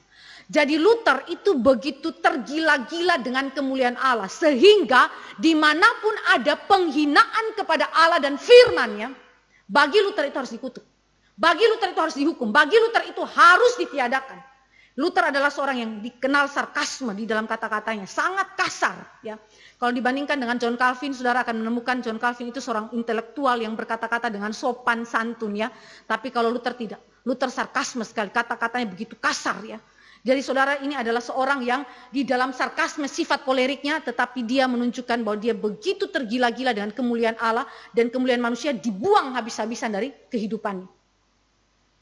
Luther, hatinya itu berduka melihat nama Allah yang kudus dihina. Dia begitu berduka sehingga ketika di dalam doa-doanya itu, dia tidak bisa menahan hatinya untuk mengutuki orang-orang yang menghina kemuliaan Allah. Ini adalah wujud duka cita yang kudus dalam hati Luther. Jadi doa itu mengungkapkan hati Luther yang mencintai Allah, mencintai kemuliaan Allah, dan tidak ingin kekudusan Allah itu diinjak-injak oleh manusia berdosa. Dan pada akhirnya tujuan ultimat daripada doa Luther adalah kemuliaan Allah saja. Luther berkata, Allah menjadi segala-galanya dan manusia menjadi tidak berarti. Dikuduskanlah namamu. Jadi saudara memperhatikan bahwa hidup Luther adalah hidup yang mempraktikkan doa dan mempraktikkan doa di dalam fondasi firman yang benar. Sehingga arah motivasi doa itu dan tujuan akhir daripada doa itu adalah bagi hormat kemuliaan nama Tuhan saja. Dan tidak di dalam upaya untuk mendapatkan keselamatan. Tetapi justru karena sudah selamat, maka kemudian dia berdoa kepada Allah. Nah, kita akan lihat nanti di dalam teologi doa daripada Luther mengenai hal ini. Tetapi saudara, mari kita memperhatikan betapa Luther adalah seorang reformator doa. Dia adalah seorang yang sungguh-sungguh menghidupi kehidupan doa yang berbeda daripada karakteristik doa daripada paus, kardinal, para imam, bahkan orang-orang yang menganggap diri sebagai pendoa-pendoa zaman itu yang saleh. Luther memberikan karakteristik yang berbeda, ya. Langsung ada perbedaan antara apa yang benar dan apa yang tidak benar di dalam aspek doa, baik secara ajaran maupun secara praktika hidup. Jadi mari kita lihat kesimpulan kita tentang Luther sebagai reformator doa. Kehidupan doa Luther adalah kehidupan doa yang konsisten. Dia berdoa secara teratur siang dan malam, waktunya tidak ditentukan tentunya. Di mana waktu yang cocok untuk dia berdoa, disitulah dia berdoa. Tetapi secara konsisten teratur siang dan malam dia berdoa. Hidupnya berputar di sekitar doa, bahkan ketika ia bekerja dan itu waktu yang dimana ia berdoa. Constant adalah seorang tokoh yang menulis tentang Luther. Dia mengatakan bahwa pekerjaannya Luther sehari-hari adalah berdoa, dan berdoa adalah pekerjaannya sehari-hari. Artinya bukan kemudian tiap hari dia kerjanya cuma berdoa, tetapi ini menjadi spiritualitas daripada Luther, menjadi habit, kebiasaan daripada Luther yang disukai oleh Luther dan diperjuangkan oleh Luther setiap hari untuk dikerjakan. Hidup Luther diinfusa dengan doa, ya, dimasuki, ya, didatangi, ya, dikuasai oleh doa itu, ya. Ia adalah seorang manusia yang sama sekali tidak dapat hidup tanpa doa.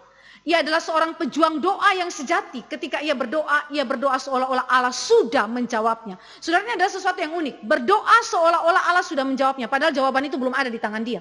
Jadi dia begitu yakin dengan doa-doanya. Kenapa? Karena dia berdoa dengan fondasi yang benar. Dia berdoa di atas firman yang benar. Dia berdoa di atas dasar kehendak Allah yang benar dan bagi kemuliaan Allah. Karena itu ketika dia berdoa seolah-olah dia sudah menerima jawaban, padahal jawaban belum ada. Ini adalah keyakinan iman, pengharapan yang ada di dalam jiwa setiap orang yang telah ditebus Allah ketika dia berdoa kepada Allah. Kehidupan doa Luther memperlihatkan betapa banyak ia bergantung pada anugerah Allah. Ia berdoa kepada Allah karena ia tahu bahwa hanya Allah yang dapat menolong dia. Semakin seseorang berdoa kepada Tuhan, semakin dia bergantung kepada Tuhan. Semakin dia tidak berdoa kepada Allah, semakin dia tidak bergantung kepada Tuhan. Jadi doa menunjukkan siapa yang menjadi sandaran kita. Siapa yang menjadi poros pusat dalam kehidupan kita. Yang menjadi kendali, yang menjadi pemimpin, yang menjadi sandaran hidup kita. Luther menunjukkan hanya Tuhan dan anugerahnya saja yang mampu menolong saya. Padahal Luther tidak kurang cerdas, Luther tidak kurang sibuk, Luther tidak kurang tenar, ya. Luther begitu terkenal, tetapi semuanya itu tidak diandalkan oleh Luther. Luther mengandalkan Tuhan saja yang nampak dalam kehidupan doa Luther. Seringkali saudara dan saya sebagai umat Allah melupakan hal-hal demikian. Apalagi kalau saudara dan saya sudah punya cukup pengalaman di dalam bidang pelayanan atau di dalam bidang pekerjaan-pekerjaan tertentu yang Tuhan percayakan kepada kita. Di waktu-waktu di mana awal kita memulai pelayanan atau pekerjaan bersangkutan, kita cenderung untuk mengandalkan Tuhan. Berdoa terus, ya, karena kita baru memulainya. Tetapi setelah kita melewatinya dan kemudian kita mulai menguasai sepak terjang daripada pekerjaan atau pelayanan bersangkutan, lama-lama bukan lagi Tuhan yang diandalkan. Tetapi siapa yang diandalkan? Kekuatan kita, pengalaman kerja kita, Bagaimana kita berelasi dengan orang, bagaimana kita membangun teori-teori dan juga kemudian hikmat-hikmat yang ada yang Tuhan sudah berikan itu kita andalkan. Padahal anugerah itu tidak bisa berlangsung sama hari ini dengan hari kemarin atau hari esok. Anugerah tetap anugerah. Hari ini Allah beri anugerah berbeda dengan kemarin. Begitu juga berbeda dengan hari esok. Anugerah tetap anugerah. Jadi seharusnya saudara dan saya lebih mengandalkan Tuhan dan bukan mengandalkan pengalaman diri kita, kekuatan kita atau apa saja. Karena suatu waktu itu semua akan hancur. Ini adalah hal yang pertama yang kita pelajari.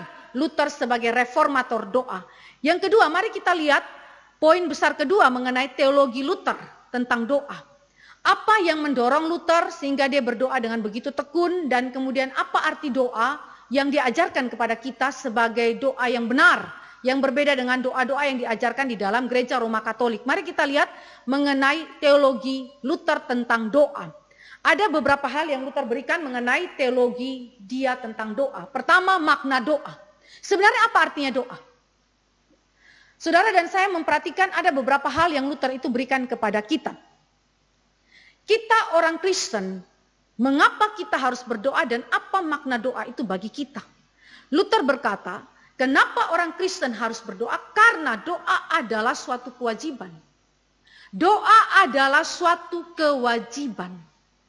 Katekismus besar Luther itu berbicara begini. Doa bersifat wajib karena Allah telah memerintahkannya. Doa bagi orang Kristen, kenapa kita harus berdoa? Karena Allah memerintahkan kita untuk berdoa.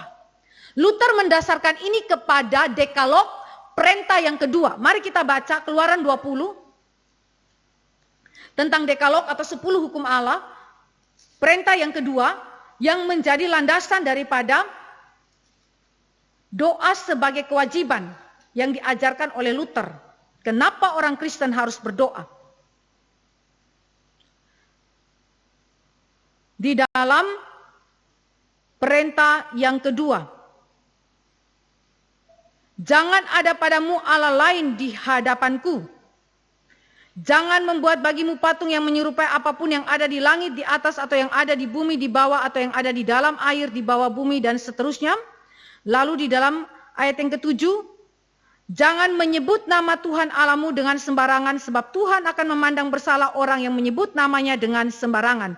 Ayat 7 adalah perintah kedua di dalam Dekalog tentang relasi kita dengan Allah. Jangan menyebut nama Tuhan Allahmu dengan sembarangan, sebab Tuhan akan memandang bersalah orang yang menyebut namanya dengan sembarangan. Nah, atas dasar inilah maka Luther mengatakan bahwa doa itu diwajibkan oleh Allah bagi umatnya. Allah yang telah memerintahkan kita untuk berdoa. Kalimat jangan menyebut nama Tuhan Allahmu dengan sembarangan secara positif dimengerti demikian. Allah menghendaki kita untuk memuji namanya yang kudus dan berdoa atau memanggil nama itu dalam setiap kebutuhan. Karena memanggil nama itu tidak lain adalah berdoa. Sebab itu doa diperintahkan sama ketat dan sungguhnya seperti semua perintah yang lain. Seperti jangan ada Allah lain di hadapanku, jangan membunuh, jangan mencuri dan lain-lain. Saudara memperhatikan bagaimana Luther berbicara mengenai hal positif di balik larangan jangan menyebut nama Tuhan Allahmu dengan sembarangan. Prinsip positifnya adalah Allah menghendaki kita untuk memuji Allah. Allah menghendaki kita untuk memanggil nama itu. Dan memanggil bagi Luther adalah berdoa kepada Allah. Memanggil nama Allah berarti berdoa kepada Allah. Dan itu adalah perintah. Perintah daripada Tuhan. Perintah daripada Tuhan yang sama ketatnya. Yang sama seriusnya. Seperti Allah memerintahkan untuk jangan ada padaku Allah lain di hadapanku. Jangan membunuh, jangan mencuri. Jadi saudara memperhatikan Luther waktu berbicara hal ini di dalam katekismus besarnya, berarti Luther menempatkan doa sebagai kewajiban yang setara dengan kewajiban-kewajiban lainnya yang saudara harus lakukan di dalam 10 hukum Allah.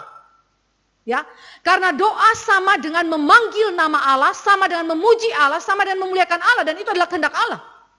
Maka sekali lagi, doa adalah kewajiban yang setara dengan kewajiban-kewajiban lainnya yang diperintahkan Allah di dalam Dekalog. Seringkali saudara dan saya itu menganggap remeh doa, bukan? Karena doa adalah sesuatu yang Saudara lihat itu sebagai sesuatu pekerjaan yang ringan sekali. Tapi nanti kita akan lihat bahwa Luther mengatakan itu adalah pekerjaan yang sangat berat. Ya. Sehingga kadang-kadang kita melalaikan kewajiban itu. Kewajiban-kewajiban yang lain mungkin kita kerjakan. Tetapi kewajiban untuk berdoa seringkali kita tidak lakukan. Kita abaikan. Karena apa? Karena kita tidak melihat kesetaraan kewajiban ini. Dengan kewajiban-kewajiban lain yang Allah berikan di dalam dekalog. Yang kedua, Luther di dalam katekismus besarnya, di dalam eksposisinya tentang perintah kedua, dia bilang apa? Doa itu memiliki kesetaraan bobot kriminalitas dengan kewajiban-kewajiban lainnya jika dilanggar. Sehingga tidak berdoa adalah dosa. Saudara hari ini menganggap doa kalau kita tidak lakukan secara personal ataupun komunal, secara personal dalam hidup pribadi kita, komunal di dalam hidup gerejawi, kita pikir itu biasa-biasa saja. Paling ya ditegur sebentar, ya ditegur sama orang tua atau ditegur sama hamba Tuhan, ya. Kemudian kita abaikan saja. Kenapa? Karena kita tidak melihat bobot daripada kriminalitas yang ada di balik itu. Ya. Luther mengatakan bahwa tidak berdoa adalah dosa, sama seperti kalau saudara berzina, saudara berdosa. Saudara mencuri, saudara berdosa. Sama, saudara juga tidak berdoa adalah dosa. Bobot kriminalitasnya sama jika saudara tidak melakukan itu. Dosa tidak berdoa tidak kalah jahatnya dengan dosa berzina. Ini kalimat daripada Luther. Sebab semuanya adalah pelanggaran terhadap hukum Allah. Yakobus berkata, pelanggaran terhadap satu hukum Allah sama dengan pelanggaran kepada semua hukum Allah. Jadi kalau tidak berdoa, berarti pelanggaran kepada perintah kedua dari dekalog. Sama dengan pelanggaran kepada seluruh hukum Allah. Dari fakta bahwa doa diperintahkan dengan sangat urgent, kita harus menyimpulkan bahwa kita sama sekali tidak boleh merendahkan doa-doa kita, melainkan justru sangat menghargainya. Kadang kita berdoa itu ya, berdoanya itu asal keluar dari mulut saja. Apalagi kalau saudara pemimpin pokok doa. Kadang-kadang kita tahu ya, kita secara intelektual kita menyampaikan informasi-informasi. Tetapi waktu saudara berdoa, kadang-kadang saudara bukan berdoa di dalam iman kita. Ya, sehingga kadang-kadang saudara dan saya berdoa tapi kita merendahkan kata-kata doa kita itu. Contoh, saudara berdoa makan. Itu doa kan seringkali kita lakukan secara rutinitas, bukan? Lama-lama kata-kata doa kita menjadi remeh. Tidak memiliki makna apapun. Diucapkan karena secara rutin diucapkan. Secara informasi, saudara dapat menyampaikan informasi begitu banyak dalam doa-doa saudara. Tetapi belum tentu saudara ucapkan itu di dalam iman saudara. Itu yang namanya meremehkan. Setiap kata yang keluar daripada doa saudara, kata yang tidak bermakna. Ya. Pada waktu saya mulai belajar mengenai doa-doa, saya belajar daripada doa mertua saya, mertua perempuan. Dan tante saya, tante dari pihak mertua saya, waktu mereka berdoa, doanya itu agak beda dengan kalau saya melihat waktu berjumpa dengan hamba-hamba Tuhan lain yang ada dalam gereja-gereja bukan GRI. Waktu itu kami masih bergumul di dalam pelayanan-pelayanan kami di waktu-waktu awal. Jadi waktu kami berjumpa dengan mertua kami ini, saya senang sekali mendengar doanya. Karena doanya itu to the point, kata-katanya itu bermakna, dan apa yang diucapkan itu dipikirkan dengan matang. Sehingga tidak mubasir bahasa itu. Ketika dia bicara di dalam meja makan pun, dia berdoa, walaupun kata-kata itu mungkin pernah dan sering kita ucapkan secara rutinitas, tetapi waktu diucapkan itu berbeda. Sehingga waktu saya melihat itu, apa yang membuat beda? Doanya dia sama doanya kita yang biasa-biasa ini. Ternyata waktu dia mendoakan itu, doa itu adalah sesuatu yang keluar daripada iman dia. Doa itu menjadi bermakna bukan karena begitu banyak informasi yang diberikan. Tetapi doa itu begitu bermakna karena doa itu tidak direndahkan, tidak disepelekan, tidak diremehkan, tetapi diucapkan kepada Allah yang hidup. Waktu saya ajar anak saya, Stefani, tentang pencipta lagu Suci, Suci, Suci, Reginald Heber. Saya ajar anak saya, lalu besoknya hari Minggu, pas MC-nya pimpin lagu Suci, Suci, Suci. Lalu saya bilang, siapa penciptanya nak? Langsung dia jawab, Reginald Heber. Lalu saya bilang, bagaimana Reginald Heber biasanya hidupnya di dalam kesehariannya? Dia rupanya suka berdoa, lalu di dalam buku itu diperlihatkan bagaimana Reginald Heber itu berdoa. Lalu ketika dia berdoa, dia memilih kata-kata yang tepat, yang indah, yang mengungkapkan iman berdasarkan firman Allah, diungkapkan dengan begitu indah kepada Tuhan. Karena Reginald Heber berkata bahwa kita tidak boleh mengeluarkan kata-kata yang sembarangan kepada Tuhan, tetapi kata-kata yang indah, yang mengungkapkan mengenai kesucian Allah. Waktu itu saya sampaikan kepada anak saya, lalu anak saya mulai berpikir, kalau begitu mah kita berdoa tidak boleh sembarangan. Betul, tidak boleh sembarangan. Berkata-katalah yang benar kepada Tuhan dan sesuai dengan firman Tuhan, sesuai dengan apa yang kita pikirkan, dengan kata-kata yang baik kita berikan kepada Tuhan kita. Nah, karena itu saudara, doa tidak boleh dianggap remeh. Setiap kata yang saudara ucapkan, kata-kata itu harus bermakna. Kalau saudara berjumpa dengan orang yang kata-katanya itu hanya sekedar kata-kata basa-basi, saudara rasa itu pura-pura, bukan? Dan saudara kalau bergaul dengan orang yang pura-pura seperti apa? Perasaan saudara seperti apa? Kayak dipermainkan, bukan? Kalau saudara bicara dengan Tuhan di dalam kepura-puraan, apa yang terjadi? Allah benci, bukan? Dengan demikian saudara, ketika saudara berdoa, saudara harus berdoa dengan memikirkan baik-baik kata-kata saudara. Jangan rendahkan doa-doa kita. Justru saudara harus menghargai kata-kata itu. Karena apa? Karena Allah memerintahkan saudara untuk berbicara kepada Allah. Allah memerintahkan kita untuk berbicara kepada Dia, menyebut Dia, memanggil Dia di dalam penghormatan. Saudara, Luther melanjutkan. Dia mengatakan di dalam katekismusnya bahwa Anda harus melihat dengan cermat perintah ini, yaitu perintah kedua Dekalog, dan melakukannya sehingga Anda tidak menganggap doa sebagai suatu pekerjaan pilihan dan bertindak seolah-olah tidak berdosa jika Anda tidak berdoa. Saudara perhatikan, Anda tidak menganggap doa sebagai suatu pekerjaan pilihan, itu bukan opsional. Itu kewajiban saudara, karena Allah memerintahkan saudara untuk memanggil Dia, menyebut Dia dengan hormat. Dan bertindak seolah-olah tidak berdosa jika Anda tidak berdoa. Wah, ini normalisasi dosa ya saudara. Anda harus mengetahui bahwa berdoa sungguh-sungguh diperintahkan dengan ancaman akan mendatangkan ketidaksenangan Allah yang amat sangat dan hukuman jika mengabaikan berdoa. Berdoa diperintahkan seperti perintah agar Anda tidak memiliki Allah lain dan tidak menghujat dan menyalahgunakan nama Allah. Melainkan harus mengakui dan memberitakan, menyanjung dan memuji nama itu. Karena itu saudara, sekali lagi, doa tidak boleh dianggap remeh. Tidak boleh saudara hanya bersifat informatif di dalam doa. Saudara tidak boleh berpura-pura di dalam doa. Doa-doa, hargai doa-doa itu karena hak istimewa saudara datang kepada Allah, berbicara kepada Allah, punya akses kepada Allah, itu dibayar dengan darah Kristus. Orang yang tidak melakukan hal ini, yaitu berdoa, harus mengetahui bahwa ia bukanlah Kristen dan tidak termasuk dalam kerajaan Allah. Ini kalimat yang tegas sekali daripada Luther. Jadi kalau saudara dan saya mendengar apa yang dilakukan oleh Luther dan kemudian yang diajarkan oleh Luther, hari ini kita terkoreksi dengan sendirinya. Gereja Reform adalah gereja yang paling sepi persekutuan doanya.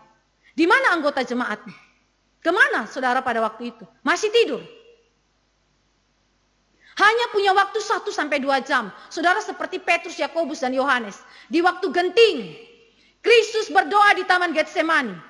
Kristus membutuhkan dukungan doa daripada murid-muridnya. Mereka tertidur. Hanya 1 jam, Yesus bilang, apakah engkau tidak bisa bertahan 1 jam saja dengan saya? Tapi kalau saudara buka internet, saudara bisa berlama-lama di depan internet. Apapun itu kepentingan saudara. Tapi kalau berdoa sama Tuhan, 1 jam pun gak tahan. Jadi saudara perhatikan peringatan daripada Luther.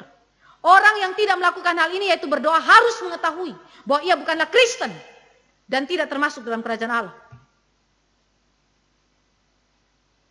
Doa itu diperintahkan. Tetapi doa itu juga adalah pekerjaan yang paling sulit. Pekerjaan yang paling sulit. Saya sebagai hamba Tuhan tidak manipulasi.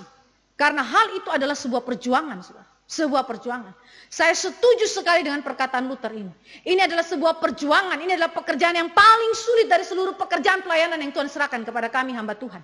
Saya setuju sekali dengan pernyataan daripada Luther. Mari kita mulai melihat apa yang Luther bicarakan. Bahwa doa sebagai pekerjaan yang paling sulit. Tidak ada pekerjaan yang lebih besar daripada berdoa. Luther berkata, berdoa merupakan pekerjaan yang paling sulit. Kerja keras yang melebihi segala kerja keras lainnya.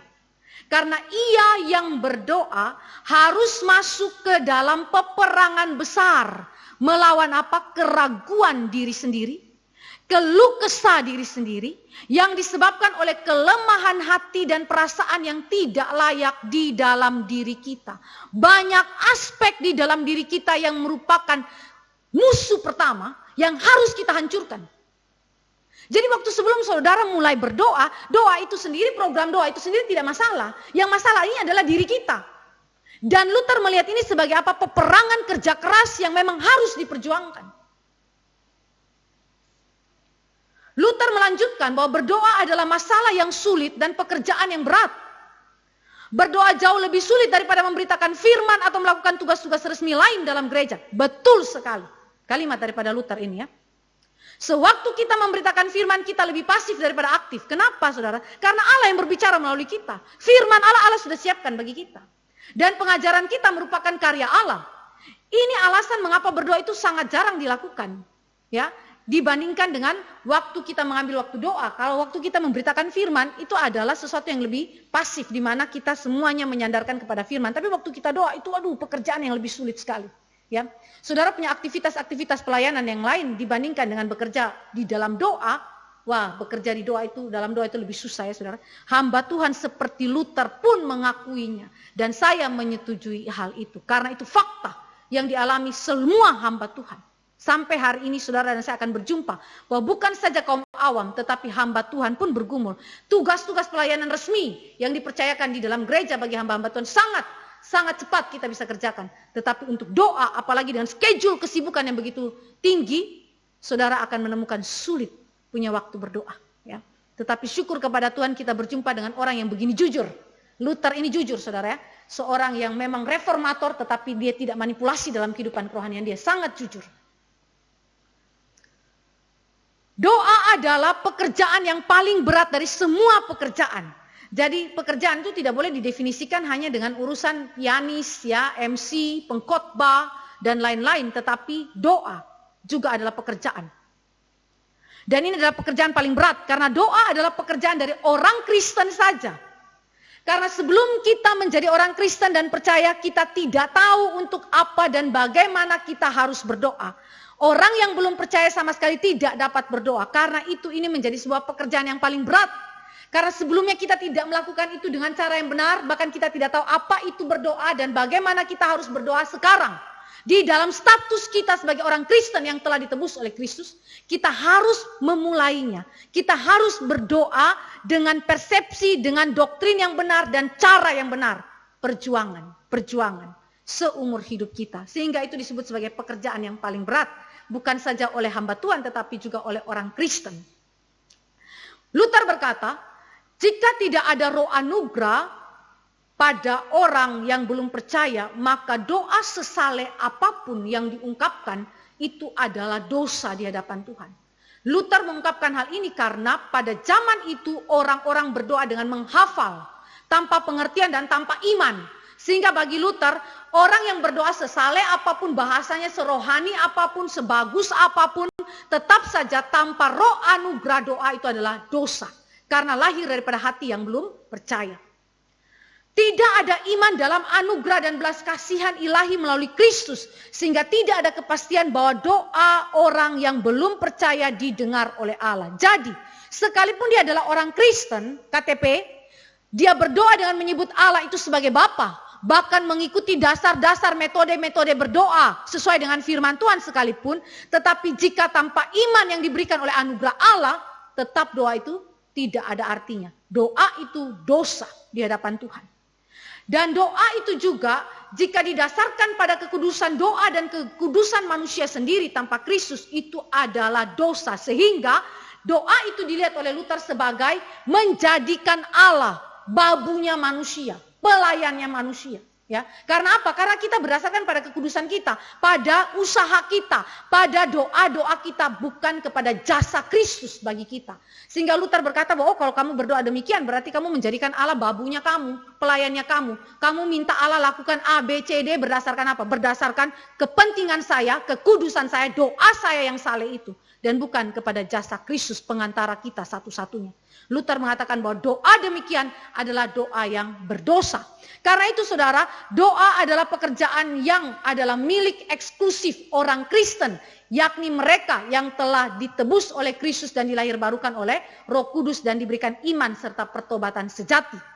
Nah, ini adalah doa yang kita temukan dalam kehidupan kita sebagai pekerjaan yang sulit dan merupakan perjuangan di dalam kehidupan kita sehari-hari. Baik oleh hamba Tuhan, baik juga oleh kaum awam jemaat Tuhan. Kita berdoa di dalam perjuangan tetapi Tuhan menyertai kita oleh pekerjaan Roh Kudus.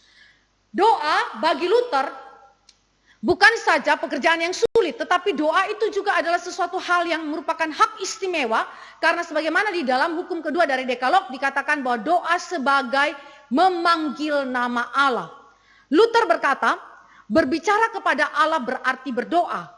Sesungguhnya ini merupakan kemuliaan yang besar bahwa yang maha mulia dari sorga bersedia membungkuk untuk mendengarkan kita. Cacing-cacing yang malang. Perhatikan penggambaran daripada Luther. Allah yang di sorga, dia yang maha mulia membungkuk mendengarkan kita. Siapa kita? Kita adalah cacing-cacing yang malang. Luther tidak menganggap kita sebagai sesuatu yang istimewa. Luther menganggap kita hanya cacing yang tidak punya arti. Cacing-cacing yang malang. Dan Allah itu mengizinkan kita cacing-cacing yang malang ini untuk membuka mulut kepadanya, berbicara kepadanya. Tetapi bagi Luther, ada yang lebih mulia lagi, lebih berharga lagi, yaitu bahwa Allah yang mulia, yang ada di sorga, mau berbicara kepada kita. Dan kita harus mendengarkan dia melalui apa? Firman-Nya. Karena Luther berkata, doa adalah respon kepada Allah. Berbicara kepada Allah setelah Allah berbicara kepada kita. Seperti anak-anak ketika dilahirkan ke dalam dunia, dia tidak langsung bisa berkata-kata dari dirinya sendiri, bukan? Tetapi dia mendengar orang tuanya itu berkata-kata kepada dia. Berbicara kepada dia. Apa yang dikatakan oleh orang tuanya, lalu diresponi oleh anak. Orang tua mengajar anak memanggil mereka, papa, mama. Baru anak itu akan belajar memanggilnya papa, mama. Jadi bagi Luther, doa adalah hak istimewa memanggil nama Allah. Allah berikan itu kepada kita. Tetapi lebih istimewa lagi, Allah mau berbicara kepada kita dan kita harus mendengarkan dia. Melalui apa? Firman-Nya yang hidup. Sehingga doa tidak bisa dipisahkan dari firman Allah. Doa tidak bisa dipisahkan daripada firman Allah. Di sisi yang lain, saudara dan saya juga mengingat bahwa kita adalah orang yang sebenarnya tidak layak, tetapi Tuhan melayakkan kita untuk berdoa. Dengan demikian, jangan anggap remeh berdoa, tapi marilah kita bersemangat di dalam doa, seperti Luther bersemangat di dalam doa. Karena apa? Doa itu kewajiban. Doa itu adalah sebuah perintah. Doa itu adalah hak istimewa. Walaupun itu adalah pekerjaan yang sulit, tetapi ada Roh Allah yang mendukung, menopang, menolong kita. Mari kita lihat hal yang kedua mengenai teologi doa Luther. Motivasi doa. Apa yang menggerakkan kita untuk berdoa? Apakah kepentingan-kepentingan kita, kebutuhan-kebutuhan kita saja? Luther berkata, doa dimotivasi oleh dua dasar yang penting. Perintah dan janji. Perintah dan janji. Kalau perintah tadi kita sudah lihat ya, di dalam pembahasan kita mengenai makna doa, poin yang pertama tadi. Sekarang kita lihat bagaimana Luther mengaitkan perintah dan janji menjadi motivasi dasar yang menggerakkan saudara dan saya berdoa. Kenapa kita harus berdoa? Selain bahwa itu perintah, tetapi juga ada janji Allah yang menyertainya. Luther berkata begini, baik perintah maupun janji melayani satu tujuan. Apa itu? Memberikan jaminan bahwa permohonan kita didengar oleh Bapa di sorga. Memberikan jaminan bahwa permohonan kita didengar oleh Bapa di sorga. Jadi doa adalah respon kepada perintah dan janji Allah bahwa ia akan mendengar doa-doa kita. Selalu menurut kehendaknya dan bukan menurut kehendak kita. Ya, ini adalah bagian daripada pengakuan kedaulatan Allah di dalam kehidupan doa kita. Jadi saudara, kita bersyukur kepada Tuhan karena Allah tidak saja memerintahkan kita memanggil nama dia di dalam doa-doa kita, tetapi dia memberikan jaminan melalui janjinya bahwa dia mendengarkan kita. Apa yang membuat saudara dan saya memiliki pengharapan bahwa doa kita itu tidak sia-sia, doa kita itu tidak percuma. Walaupun ada kedaulatan Allah, bahwa Allah senantiasa melakukan segala sesuatu berdasarkan ketetapan kekal Allah, tetapi di sisi yang lain, ini juga menjadi pengharapan bagi kita. Karena apa? Karena Allah menjaminnya bahwa doa kita tidak percuma, doa kita tidak sia-sia, karena dia mendengarkan kita. Dia mendengarkan kita. Saudara, waktu dia mendengarkan kita, itu bukan tindakan pasif. Di dalam perjanjian lama maupun perjanjian baru, ketika dikatakan Allah mendengar, mendengar itu adalah aktif. Aktif saudara ya, bukan pasif. Aktif, berarti ketika dikatakan bahwa Allah mendengar doa kita, saudara harus yakini bahwa setiap doa yang dinaikkan di dalam iman dan di dalam dasar firman Allah, saudara yakin bahwa dia secara aktif akan menggenapinya berdasarkan kehendak kekal dia. Ya. Alasan Luther tentang motivasi doa yang benar, yaitu perintah dan janji Allah. Dia menjelaskannya lebih detail lagi. Dia bicara begini, Alasan-alasannya adalah sebagai berikut. Pertama, dorongan dari perintah Allah yang dengan tegas menghendaki kita untuk berdoa membuat saudara dan saya wajib berdoa. Jadi kenapa kita berdoa? Allah dorong kita melalui perintah. Karena sesungguhnya manusia yang berdosa tidak ingin berdoa. Maka perintah Allah adalah dorongan motif pertama kenapa saudara harus berdoa. Kedua, Luther berkata janjinya di mana ia menyatakan bahwa ia akan mendengar kita adalah juga hal yang sangat penting untuk menjadi jaminan bahwa kita berdoa dengan efektif. Karena Allah telah menjamin doa kita didengar. Ketiga, pengkajian akan kebutuhan dan kesengsaraan kita sendiri yang sangat berat membebani pundak kita sehingga kita harus segera membawanya kepada Allah dan mencurahkannya di hadapannya sesuai dengan titah dan perintahnya. Jadi ini adalah berbicara mengenai keadaan kita, kondisi kita. Di satu pihak Allah memerintahkan kita, mendorong kita untuk berdoa, janji dia mengkonfirmasikan jaminan bahwa dia mendengarkan kita, tetapi juga di sisi lain Allah memberikan kepada kita ruang sebesar-besarnya untuk membawa beban-beban kita, kebutuhan-kebutuhan kita, kesukaran-kesukaran kita di dalam doa-doa kita.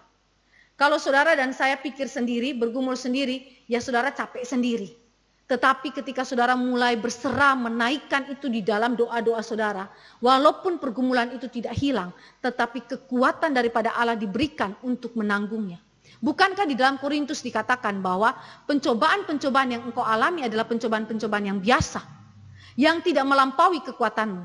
Dan Allah akan memberikan kepadamu anugerahnya, kekuatannya, untuk apa engkau dan saya bisa menanggung penderitaan, kesukaran itu, dan bahkan menang atasnya.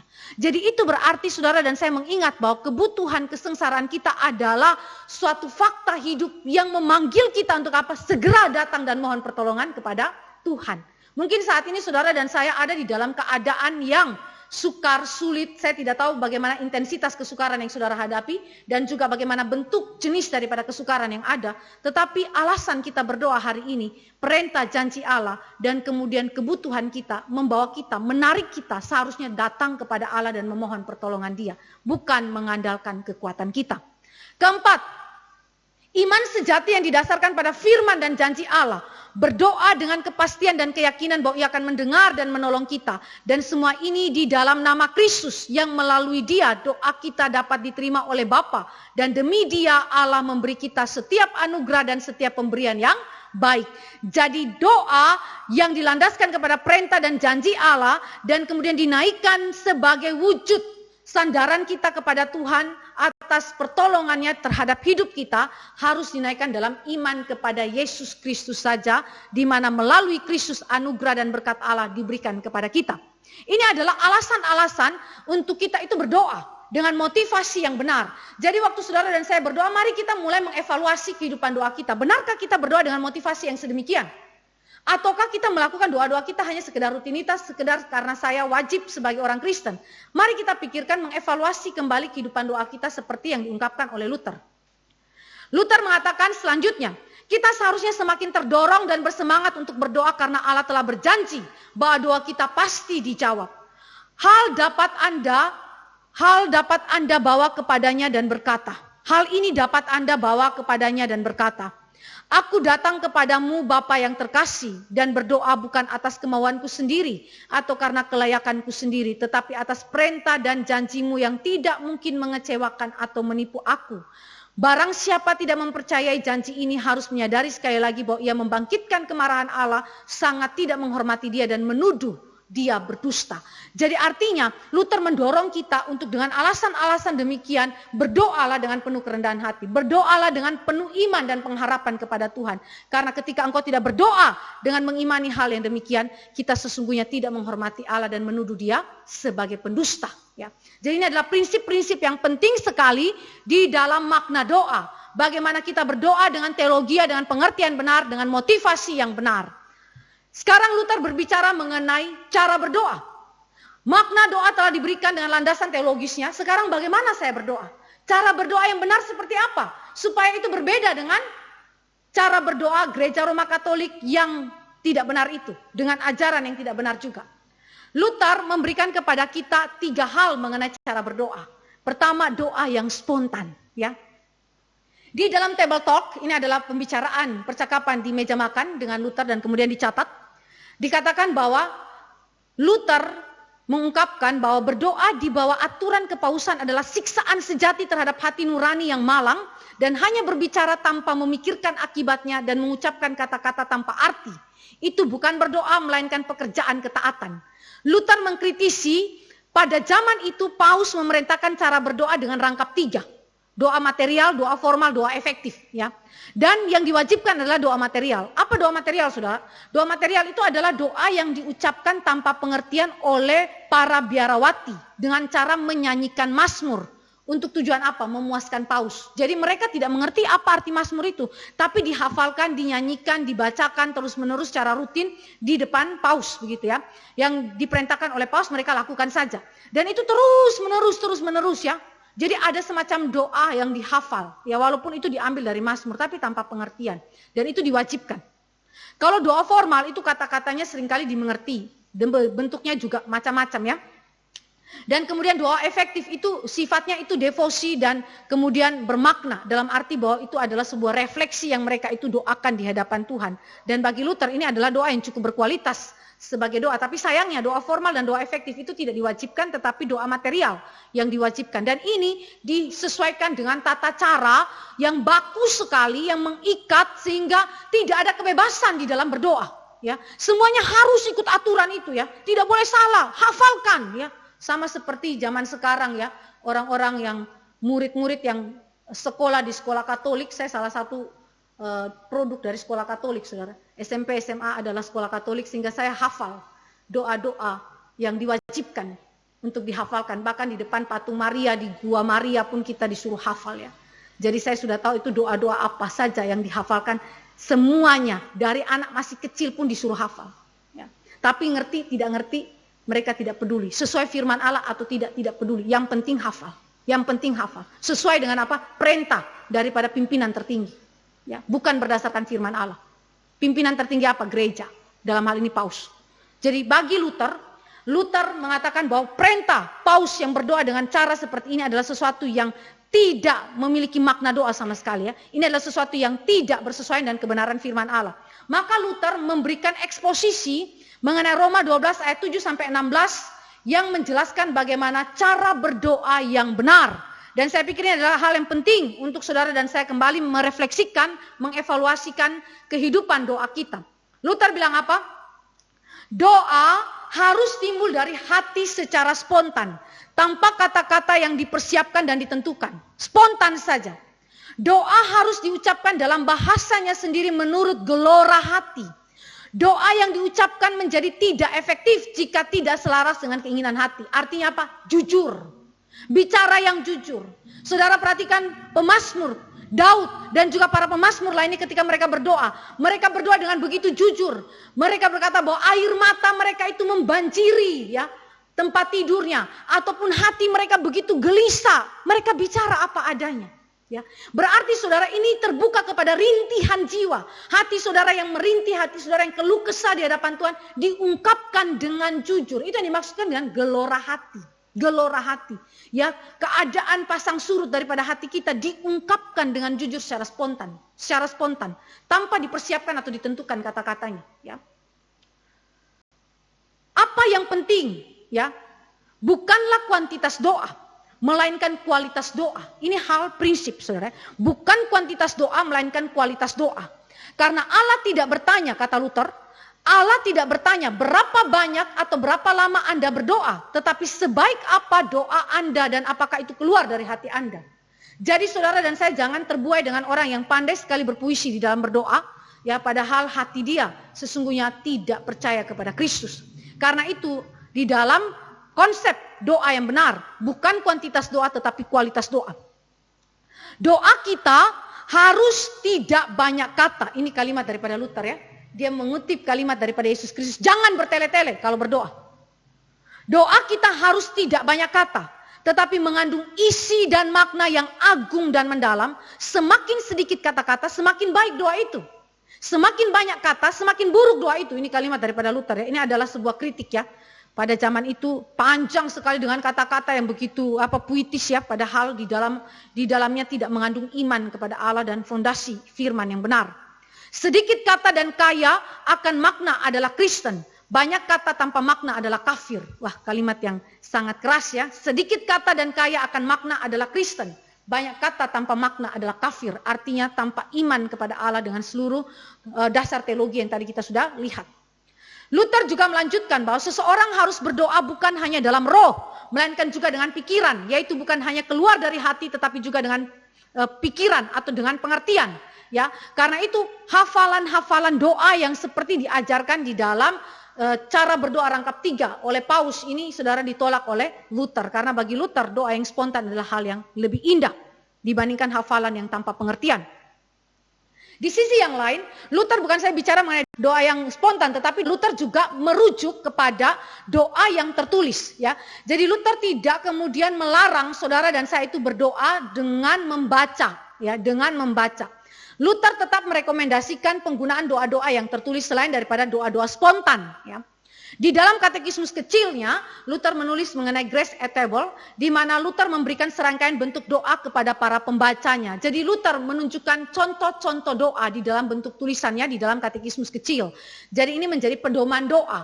Bahkan, a simple way to pray ini adalah tulisan nasihat daripada Luther kepada Tuan Peter, yaitu pencukur rambutnya Luther. Saudara bayangkan ya, Luther tidak saja mengajar gereja Tuhan, mengajar umat Tuhan di dalam keluarga-keluarga, tetapi dia juga mengajar pencukur rambutnya namanya Tuan Peter. Bagaimana berdoa yang benar. Dia memberikan nasihat dan bahkan berkhotbah mengenai 7 permohonan dalam doa Bapa kami. Dan setiap dia selesai satu permohonan dalam doa Bapa kami diakhiri dengan contoh doa yang benar. Dia berikan doa yang tertulis supaya si pencukur rambut tahu bagaimana berdoa. Luther punya jiwa penginjilan, saudara, itu luar biasa ya. Dia bukan saja menginjili di dalam taraf yang besar, masa yang besar, tetapi juga di dalam personal, person to person dia dekati dan dia mengajarkan firman dengan benar. Bahkan cara berdoa dia ajarkan. Saudara, ini adalah suatu tindakan Luther untuk menanamkan kebenaran Allah tentang doa kepada pribadi-pribadi maupun kepada jemaat Tuhan. Ya, jadi Luther merekomendasikan penggunaan doa yang tertulis, tidak masalah. Tetapi Luther memperingatkan demikian. Pengucapan doa-doa tertulis tidak salah selama seseorang tidak menjadikan dirinya terikat atau membatasi dirinya dengan bentuk-bentuk baku. Jadi Luther menolak doa tertulis jika itu dijadikan sebagai patokan baku, bentuk baku yang membatasi kebebasan orang bersangkutan untuk kemudian mengembangkan doanya di dalam spontanitas, di dalam jiwa yang mengasihi Tuhan, di dalam jiwa yang menghormati dan memuliakan Tuhan. Jadi saudara boleh berdoa dengan doa-doa yang tertulis tetapi tidak boleh terikat kepadanya dan atau membatasi diri dengan bentuk-bentuk doa demikian. Karena kalau seperti itu, maka saudara dan saya menghilangkan kebebasan kita, hak istimewa kita di dalam berdoa. Dan akhirnya menjadikan itu menjadi bentuk berhala baru, bukan? Kalau tidak berdoa seperti itu, kesannya kayaknya kurang sah doa kita. Nggak bisa begitu ya saudara. Jadi ini adalah hal-hal yang harus hati-hati di dalam setiap doa-doa kita. Karena pada zaman itu sekali lagi umat Allah terikat di dalam pola doa, bentuk doa yang baku sehingga spontanitas doa, hati yang sungguh-sungguh berdoa itu tidak ada. Ketiga, Luther berbicara mengenai cara berdoa di dalam postur tubuh, ya. Seringkali kita itu melihat orang kalau berdoa itu postur tubuhnya harus benar ya, begitu ya. Bagi Luther, saudara, tidak penting apakah Anda berdiri, berlutut atau bersujud. Karena postur tubuh tidak dilarang atau diperintahkan sebagai suatu keharusan.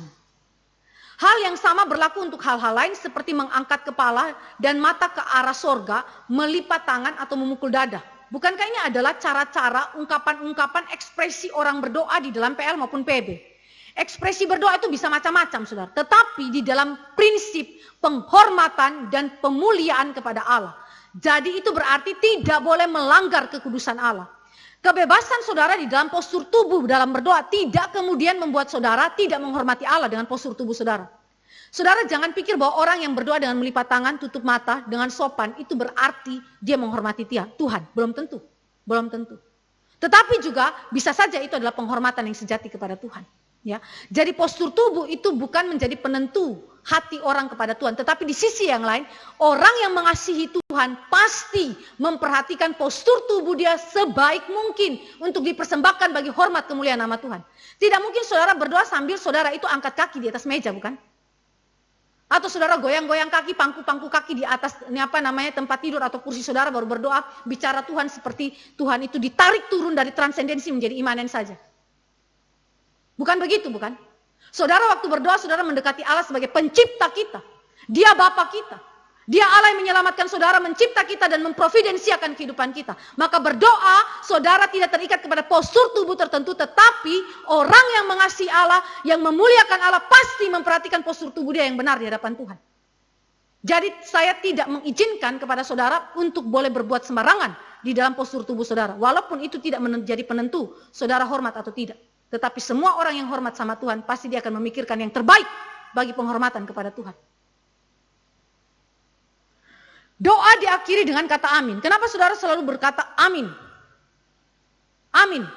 Ini adalah menyatakan kesungguhan iman kita kepada Allah bahwa Allah mendengar doa kita. Kita berdoa dan kita serahkan kepada Tuhan, Tuhan amin. Ya dan amin. Pasti Tuhan menjawab kita berdasarkan selalu kehendak Allah. Teologi Luther yang lain tentang doa ini terkait dengan Trinitas. Ini adalah poin besar yang terakhir. Yang kita lihat bagaimana Luther memiliki kekuatan teologi di dalam doa yang menghancurkan dan memperbarui teologi doa yang salah di dalam kehidupan gereja Roma Katolik. Yang pertama, Luther mengatakan doa itu kepada Allah Bapa. Di dalam tulisan Luther mengenai eksposisi doa Bapa kami, dia berkata begini, cara terbaik untuk memulai atau memperkenalkan doa adalah mengetahui bagaimana menyapa, menghormati, dan memperlakukan pribadi yang kepadanya kita menyampaikan permohonan kita. Dan bagaimana kita bersikap di hadapannya agar ia mau bermurah hati kepada kita dan bersedia untuk mendengarkan kita. Bukankah itu yang diajarkan Yesus? Kenapa Yesus ajar para muridnya panggil Allah sebagai Bapa? Ini adalah cara Yesus memperkenalkan siapa Allah itu, relasi Allah dengan kita, dan bagaimana kita menyapa dia, menghormati dia, memperlakukan dia. Doa kepada Allah Bapa, sebutan Bapa menyatakan relasi yang akrab, relasi yang manis dan hangat antara Allah dan umatnya. Dia pencipta yang transenden, tetapi saat yang sama dia adalah Allah Bapa kita yang imanen, yang dekat dengan kita. Transenden dan imanen tidak boleh dipisahkan. Ya. Bapa yang menyatakan relasi yang akrab dengan kita, tapi sekaligus dia adalah Allah kita. Dan saat yang sama ketika kita menyapa dia Bapa, kita mengakui bahwa dia adalah Allah yang telah mengadopsi kita sebagai anak-anaknya. Di dalam Roma berkata bahwa Roh Kudus bersaksi bersama-sama dengan roh kita bahwa kita adalah anak-anak Allah yang berhak memanggil Allah sebagai ya Aba, ya Bapa. Jadi ini adalah sebuah pengakuan tentang status kita sebagai anak-anak Allah.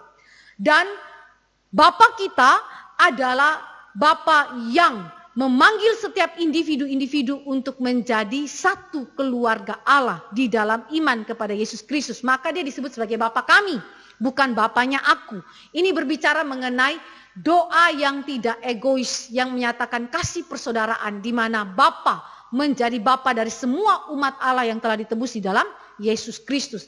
Jadi ketika Luther menjelaskan hal ini, Luther memberikan kepada kita konsep doa yang terikat kepada Tritunggal, dimulai daripada Allah Bapa itu sendiri yang begitu mengasihi kita, sehingga dia yang jauh di sana mau mendekat kepada kita dan mau dipanggil, disapa dengan sapaan yang begitu akrab sebagai Bapa bagi kita yang adalah anak-anak tebusannya.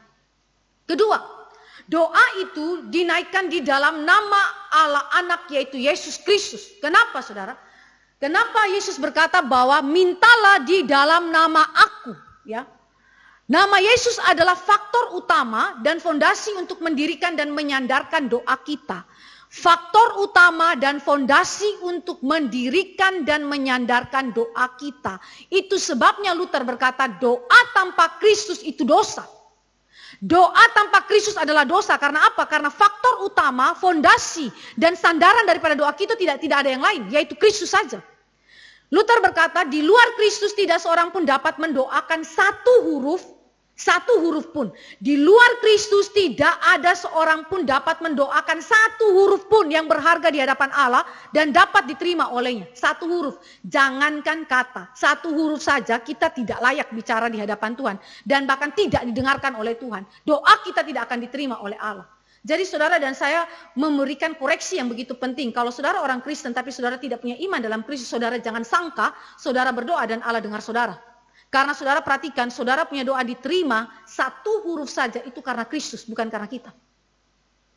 Yang kedua, doa itu kenapa harus dalam nama anak Allah yaitu Yesus Kristus? Karena dia adalah pengantara dan imam besar kita satu-satunya di hadapan Allah. Dikatakan oleh Rasul Paulus, pengantara kita adalah yang esa, yaitu Yesus Kristus, berarti tidak ada yang lain. Jadi ajaran di dalam Roma Katolik yang mengatakan bahwa ada pengantara-pengantara yang lain, santo, santa, dan hal-hal yang lain, itu adalah sesuatu yang tidak berkenan kepada Tuhan. Karena apa? Doa hanya didengar dan diterima oleh Allah oleh dasar Kristus saja. Kristus saja pengantara dan imam besar kita yang esa. Ketiga, kenapa kita harus minta dalam nama anak Allah yaitu Yesus Kristus? Karena meminta di dalam nama Kristus sungguh-sungguh berarti bersandar kepadanya sedemikian rupa sehingga kita diterima dan didengar demi Dia. Bukan demi kita sendiri. Karena itu doa kita harus dipusatkan kepada Kristus saja. Saudara, ini berarti kristosentris. Doa orang Kristen adalah kristosentris, ya. Jadi itu berarti tidak pernah ada doa yang sah di luar daripada Kristus, ya. Penerimaan doa dan kebersandaran total daripada doa kita, efektivitas doa kita semuanya bergantung total kepada Kristus. Dengan demikian jasa manusia dibuang. Segala perbuatan baik manusia di dalam doa untuk mendapatkan pengampunan dosa, keselamatan dan pembenaran dibuang oleh Luther. Habis-habisan ditiadakan melalui doktrin ini. Ketiga, doa dengan pertolongan Allah Roh Kudus. Luther berkata, tanpa kehadiran Roh Anugerah tidak ada doa yang didengarkan oleh Allah. Kristus adalah fondasi pengantara bahkan sandaran doa kita, imam besar kita. Tapi bagaimana supaya doa kita didengar oleh Allah? Dibawa kepada pengantara kita dan kemudian pengantara kita meneruskannya kepada Allah Bapa di sorga. Itu adalah perantaraan Roh Kudus, ya, perantaraan Roh Kudus. Jadi Roh Kudus itu adalah hal yang begitu penting hadir dalam hidup kita, bukan saja melahirbarukan kita, tetapi juga supaya doa-doa kita didengarkan oleh Allah. Roma pasal 8 berbicara sangat jelas mengenai fungsi Roh Kudus sebagai perantara doa orang percaya. Roh Kudus yang mendorong kita untuk berdoa kepada Allah dalam segala kebutuhan kita. Jadi kalau ada kerinduan untuk berdoa di tengah-tengah pergumulan kita, dengarkan. Karena seringkali Roh Kudus berbicara begitu lembut dalam jiwa kita. Kadang-kadang saking lembutnya kita abaikan. Tapi biasanya dia berbicara dengan lembut untuk mengingatkan kita. Saatnya berdoa, saatnya minta pertolongan Tuhan. Karena itu dorongan yang kudus daripada Roh Kudus itu tidak boleh kita abaikan di dalam hati atau jiwa kita yang telah ditebus oleh Kristus. Roh Kudus yang memampukan kita untuk berdoa sesuai dengan kehendak Allah. Karena kita tidak pernah tahu kehendak Allah. Roh Kudus memberikan firman untuk kita kenal firman. Tetapi di saat yang sama ketika pergumulan itu tiba, kadang-kadang kita tidak tahu apa yang menjadi kehendak Allah di dalam pergumulan kita. Maka Roh membantu kita berdoa sesuai kehendak Allah. Tanpa kelahiran baru tidak ada seorang pun yang dapat berdoa. Clear ya, tadi seperti yang dikatakan di dalam konsep yang sebelumnya bahwa doa adalah hak istimewa milik daripada orang Kristen dan bukan orang yang tidak percaya. Maka hanya mereka yang lahir baru saja yang boleh berdoa di dalam iman kepada Kristus dan menyapa Allah sebagai Bapanya. Berdoa yang benar harus senantiasa dalam pimpinan dan pertolongan Roh Kudus. Sehebat apapun saudara berdoa. Luther seorang yang berdoa, pendoa yang agung. Tetapi tidak pernah dia berdoa dengan mengandalkan kekuatannya sendiri. Di dalam doa-doanya dia selalu berdoa dan memohon pimpinan dan pertolongan Roh Kudus. Begitu juga di dalam kehidupan dari para reformator lainnya. Dan kita lihat yang paling ultimat adalah dalam diri Yesus Kristus. Yesus berdoa di dalam pimpinan dan pertolongan Roh Kudus. Padahal dia adalah anak Allah. Jadi di dalam semuanya ini saudara dan saya melihat doa tidak pernah dilepaskan daripada peran Allah Tritunggal di dalamnya. Sehingga tidak ada teologi doa tanpa pekerjaan Allah. Tidak ada teologi doa yang tidak berasal daripada Allah. Tidak ada teologi doa yang berasal daripada usaha manusia untuk membenarkan diri dan menyelamatkan dirinya. Tetapi seluruh teologi doa yang benar berasal, bersumber dari Allah dan bagi kemuliaan Allah dengan dasar motivasi yang juga berasal daripada firman Allah itu sendiri dan oleh kekuatan anugerah daripada Roh Allah semata. Sehingga tidak ada tempat bagi andil dan usaha manusia di dalam semuanya ini. Tetapi pada akhirnya di dalam seluruh kesalehan hidup daripada kita, termasuk di dalam doa-doa kita, kemuliaan Allah yang ditinggikan, nama Tuhan saja yang dihormati dan bukan manusia. Kiranya firman Tuhan hari ini membawa saudara dan saya semakin mendalami kehidupan doa daripada setiap reformator dengan keunikan karakteristiknya dan pergumulan hidup mereka masing-masing. Tuhan Yesus memberkati kita. Mari kita berdoa. Bapa di dalam kerajaan surga, kami datang kepada Tuhan, menaikkan syukur untuk kasih karunia Allah yang begitu besar dalam hidup kami, yang mengaruniakan kepada kami seorang reformator, yang bukan saja mereformasi teologi, tetapi juga konsep doa dan praktik hidup doa di dalam gerejamu. Kami bersyukur kepada Tuhan dan kami berdoa biarlah apa yang Engkau ajarkan melalui Martin Luther kami hidupi. Tidak saja kami mengerti tetapi kami hidupi, kami imani di dalam kehidupan kami, dan oleh kekuatan Roh Allah kami semakin rajin, kami semakin bersemangat, dan kami semakin mencintai Tuhan di dalam kehidupan doa kami. Tolong kami jika Engkau menemukan kami dalam kemalasan. Tolong kami jika Engkau menemukan kami di dalam hati yang terhambat, terhalang untuk berdoa. Kami mohon biarlah Engkau sendiri yang boleh hadir.